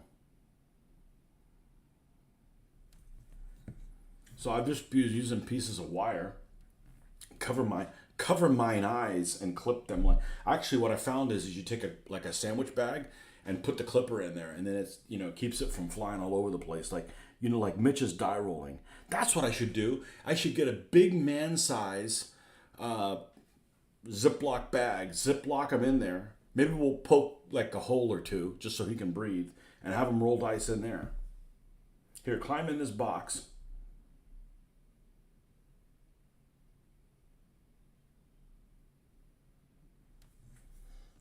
I had a friend of mine I used to play board games with a long time ago, and what he was notorious was, as we'd play ASL, or just regular squad leader, with these huge stacks, and he'd knock them down. He'd roll dice on the table, knock down stacks.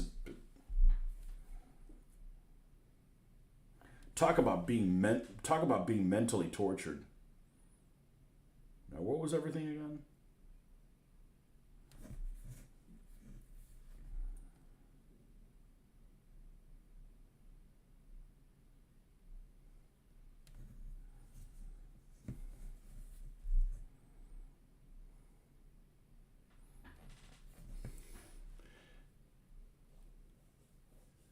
Every roll is for canister fire. Huh?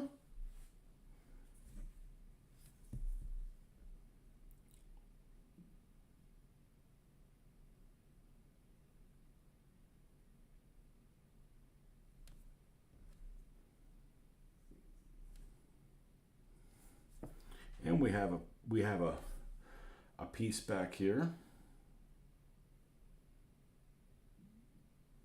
And we have the ubiquitous German Jack.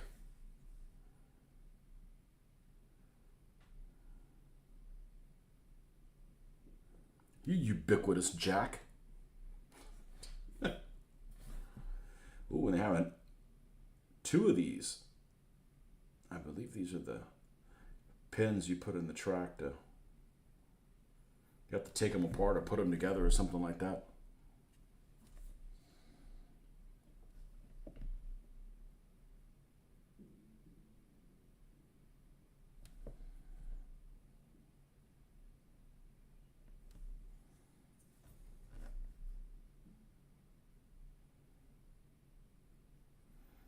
It's funny that they go and you go and you look at so many of these sites that are history-based sites, and the commentary that goes on them.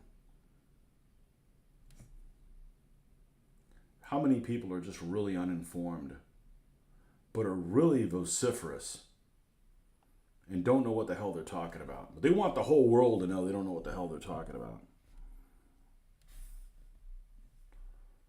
Now, your opinions on things change as you get older. I can tell you right now, my opinion is very different now than it was growing up about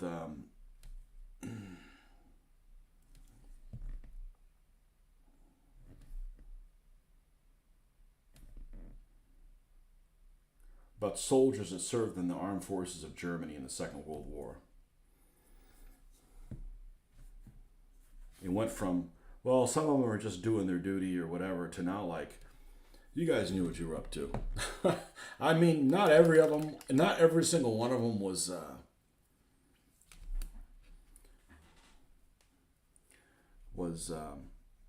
up to no good, but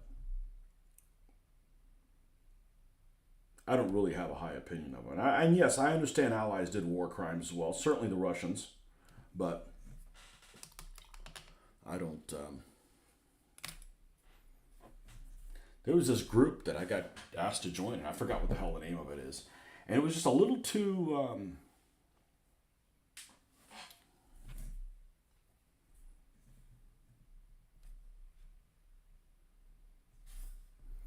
a little too fanboyish of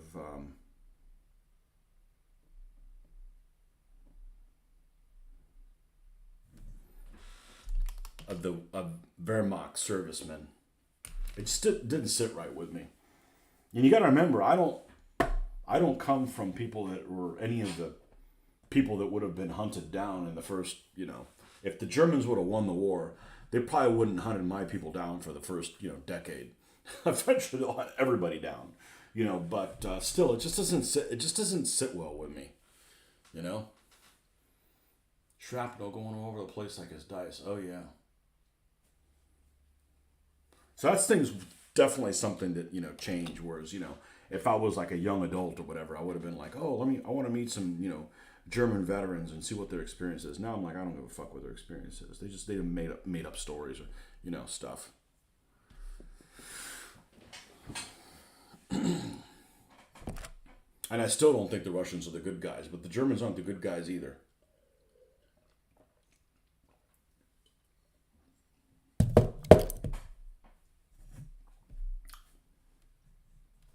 I think we need to put this turd back on. Okay. And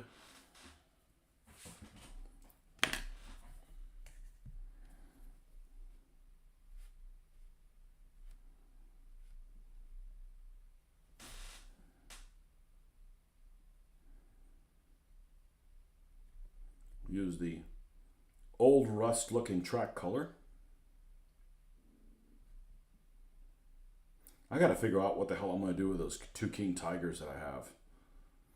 I think I'm gonna have to buy another King Tiger kit and get some tracks. Use that molding stuff and mold some tracks on the side of the turret, because the turret has no tracks and no pins where they go in either.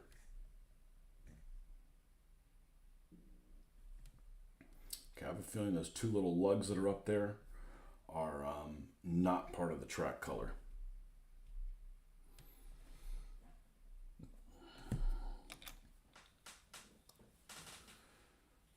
The The Lardis always talk about how museums are switching from hardware and tactical focus to the social history of war. Which one was that penal regiment of anti-Hitlerites in DAC? I don't know of that one. I'm surprised that there'd be a penal regiment out in the desert.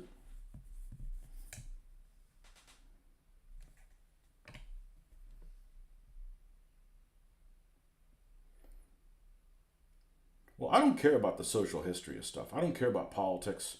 I just want to see gear and tactics and, situations that happen and with the equipment that they had, what tactics they used to overcome. That's the kind of stuff that interests me. I'm not interested in,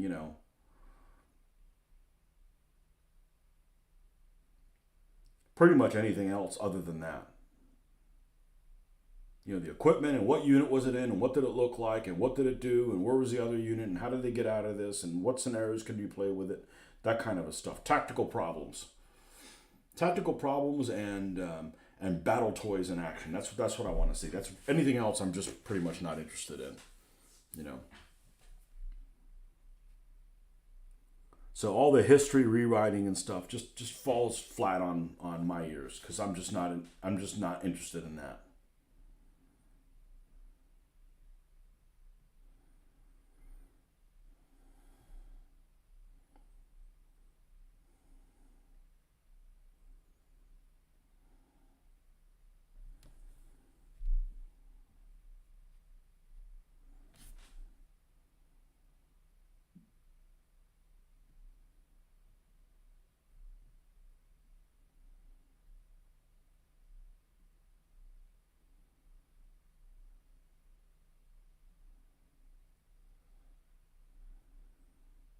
Somebody was saying, "Oh, they like World War II for the politics." What's the politics of World War II? Commies bad, Hitler bad.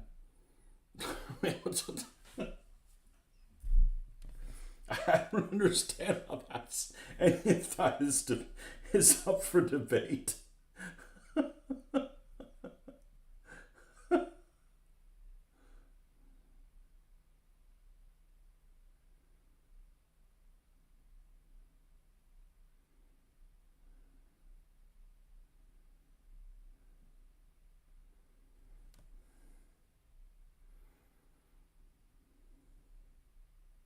Even if the Germans in the Second World War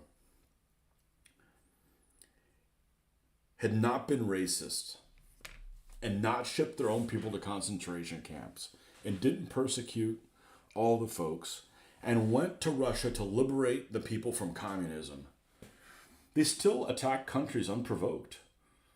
So, it's still a problem, And I'm all for killing communists.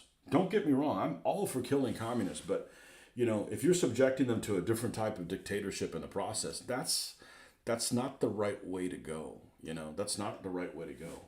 Like I said, when we were growing up, we'd have these discussions. The Germans could have won in the Eastern Front if they would have just shown up as liberators, and I think that they could have, but that wasn't the whole point that they were there. Which I didn't know at the time. I didn't read more into it because it's not really an aspect that was interesting to me. But they showed up to steal their land and exterminate them.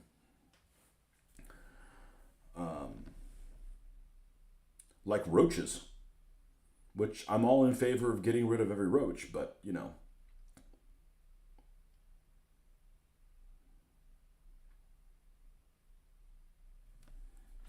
So even with all that, you just can't.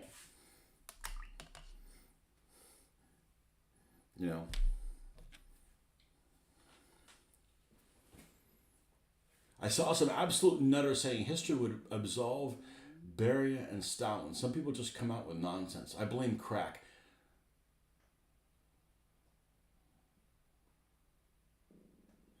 Yeah. What's the one thing that people always say the victors write the victors of the war write the history. And I agree to that to a certain extent. But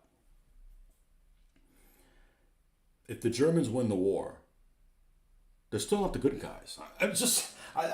You can't write that stuff. You just can't write that stuff in. Did everything the Allies do, everything did everything the Western Allies do, was it correct? No. But you're comparing two things that just aren't comparable.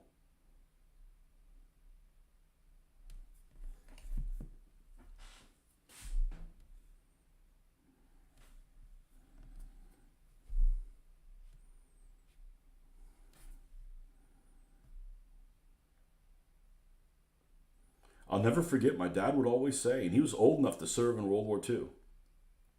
He was just born in a different country. Um, he never understood why the Western Allies made a deal with Stalin.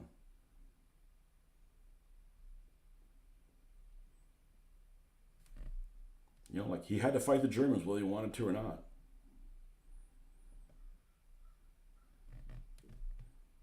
I guess they felt they could negotiate with Stalin and they couldn't with Hitler, which that's a fair point. You know, that's a fair point. Or they were afraid of the Eastern Front happening in World War II like it did in World War One, and then they got a big problem on their hands.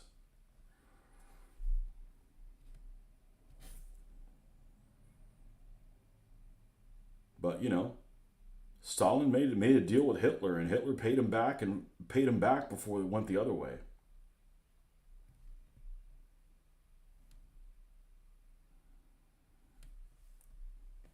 And unfortunately, the people in the country suffered because of it. It's not their fault. They're just being told to do what you have to, or they get shot in the back of their head. I was 999th Life Africa Division. I was thinking of, not the 90th, right? Yeah. I think there's just as many nutters as there's always been. The problem is the internet gives them all a voice. And, it's that no bullying thing.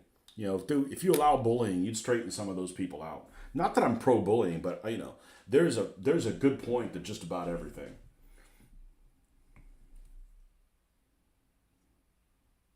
Ah, crap. There's more of this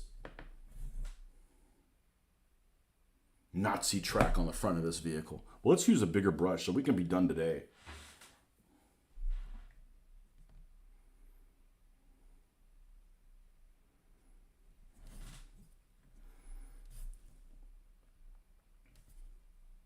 Nazi track.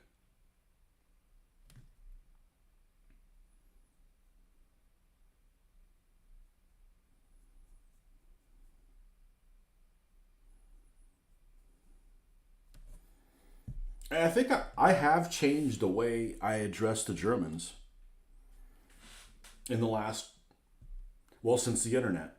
Because I think what happens is that there's some real loons out there that, I mean, we play war games. We always play we play the Germans like, they just have cool equipment, but that's it.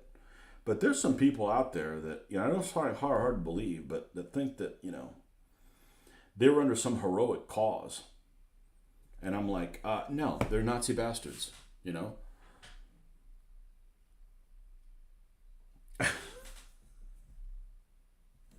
So,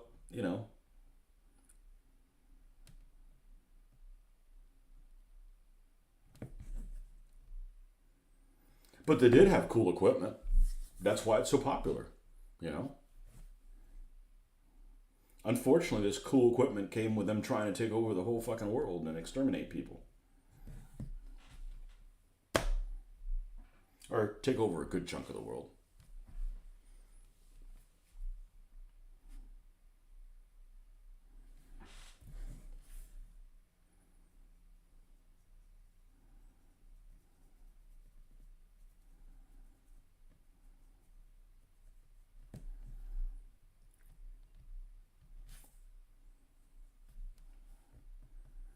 Here's a situation on this vehicle that the weathering is going to do it well, because right now it's kind of looking kind of drab. I mean, this track color is kind of similar to to the to the chocolate brown. Not exactly the same, but it gives it some of the same tones. You need something here to kind of make it pop. Otherwise, it looks kind of blah. That's one of those things where experience just like, nope, you need to stick with it. It will all, you'll be happy with how it turns out whenever you're done turning it out. You just can't make the judgment call on it right now.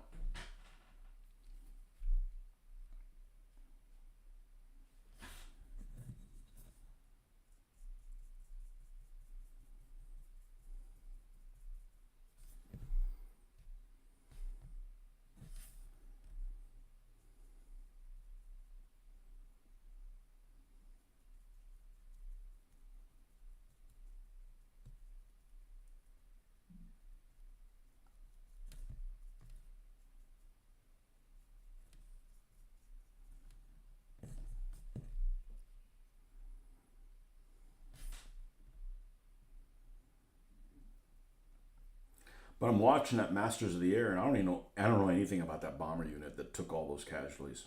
I'm just aircraft is not my strong point, so it's an opportunity to learn something by building aircraft. It's going to happen on its own without me even trying. You know.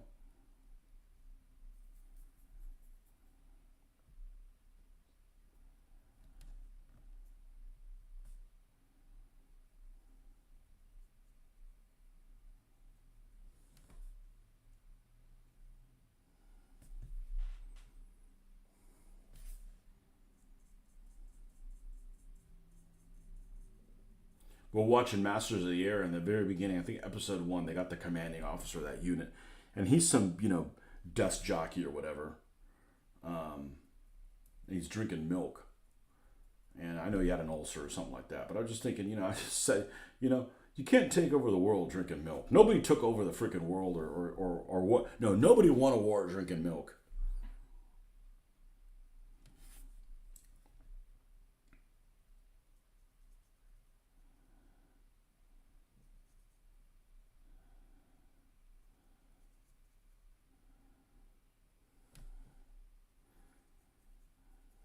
Milk so you don't choke on your cereal.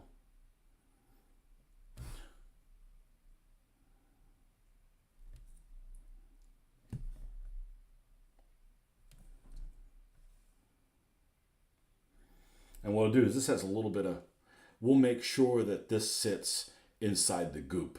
So this will end up being even with it. At least that's, I think, the tack I'm going to take on that.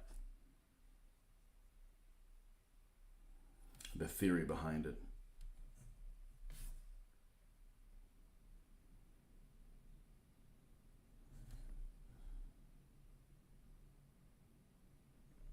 I know somebody's going to say, well, Genghis Khan drank that mare's milk or whatever that stuff that alcoholic milk that those guys drank.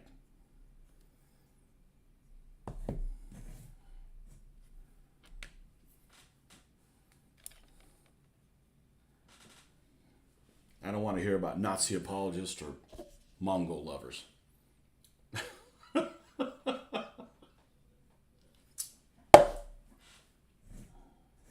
Are there people, I was talking this about with a coworker, are there people really that believe the Holocaust didn't happen?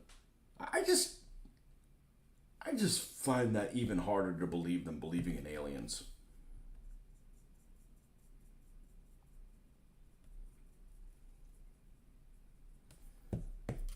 That just that's crazy. That's absolutely crazy. I wish they were right. I wish it never happened. But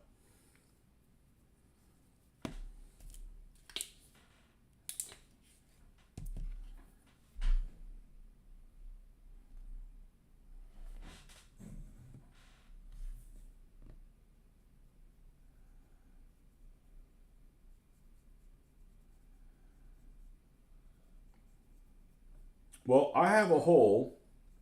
I hope the decals are okay. I have a whole decal sheet. I want to say they're from Microscale that I probably got in the early '90s of a bunch of crooked spiders. There's tons of crooked spiders because the planes didn't have them. So if the plane kits, whenever I get around doing some Nazi bastard planes, which I'm sure I'll do, I'll have a bunch of crooked spider decals I can put on there. On the tails. It's really the only place they have them. And then of course I'm going to have to avoid taking pictures of them to not, you know. I don't think anybody that watches this channel would get offended.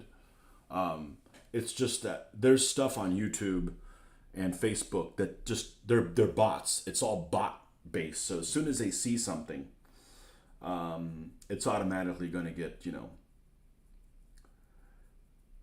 just taken down. I wouldn't want to do it, because why put all the effort to post something and then some bot decides they don't want people to show it. So we need to be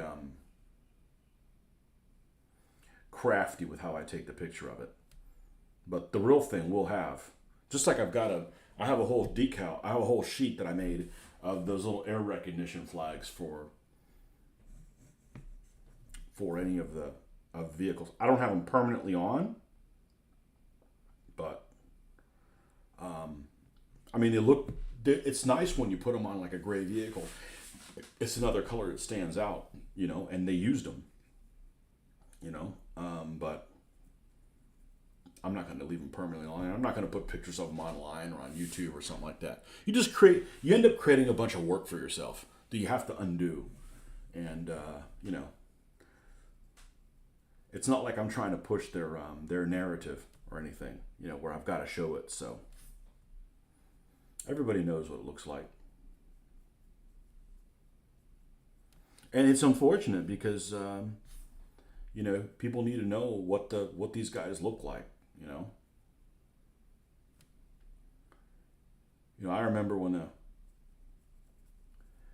the Airfix models wasn't an issue with them, but there's some of them that, in the early 90s, they started doing these, well, we're not going to give you the decals of the swastika on them. Like you're going to be some white power supremacist is going to want to bring these little models to one of their meetings or something like that. Like, first of all, it's too small. You're not going to get anybody's attention or get anybody riled up about your white power cause by this tiny little 1/72nd scale whatever.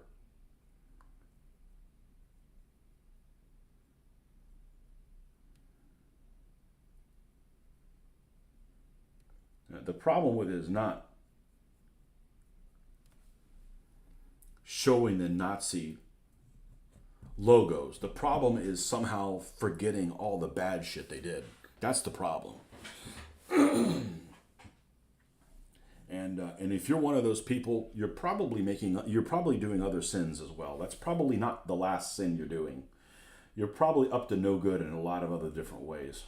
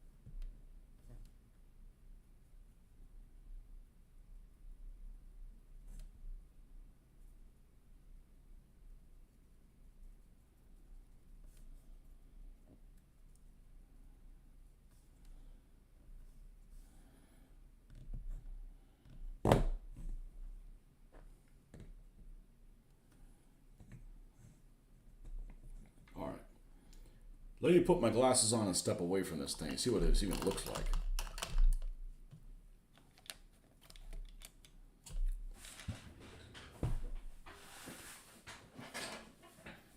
And unfortunately, it's 1/76, which means it's about the same size as a Panzer IV in 1/72. It's kind of hard to tell at this point, considering you're not done, but I think the camouflage scheme works. I'm glad I went as thick as I did, because otherwise it got subtled quite a bit. But the next step is going to be to weather this. We got these two guys to. We got to add some more, just like we did with this one, things that'll stand out on it.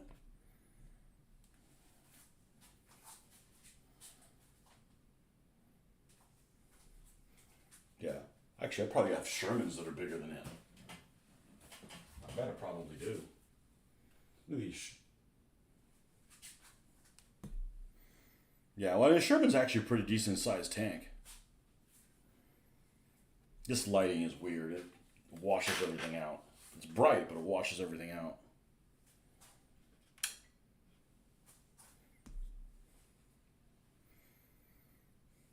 Anyhow, I think it'll look good.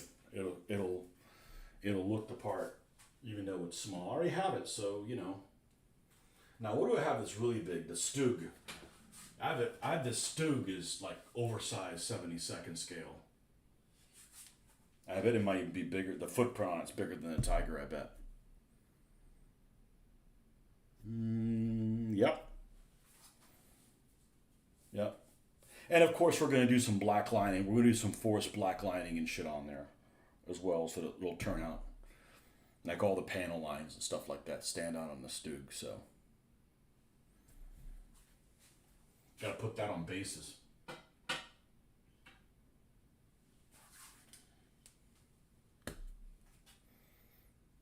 Yeah, the Panzer III is almost as big as. And yeah, that's the thing about these Plastic Soldier Company Panzer IIIs. I think are oversized a little bit. Whatever. They look great. Whoever came up with a mold for them, I like Plastic Soldier Company a lot. Okay. Well, I think that's where we're going to stop for the day. I got to go and we're going to do some kayaking. We got to travel somewhere else for that, and we're going to be leaving soon. So that is where we are at, and yeah, lightened it up quite a bit compared to this. Well, it's darkened, you know, with the brown, but it adds some other shades in there that you normally wouldn't add on there, and it's really easy, relatively easy to do. You just cover the whole thing in brown and move on. Okay, folks. Well, thanks for stopping by, and we'll see you guys probably tomorrow morning. And catch up on these two guys. All right, we'll see you later.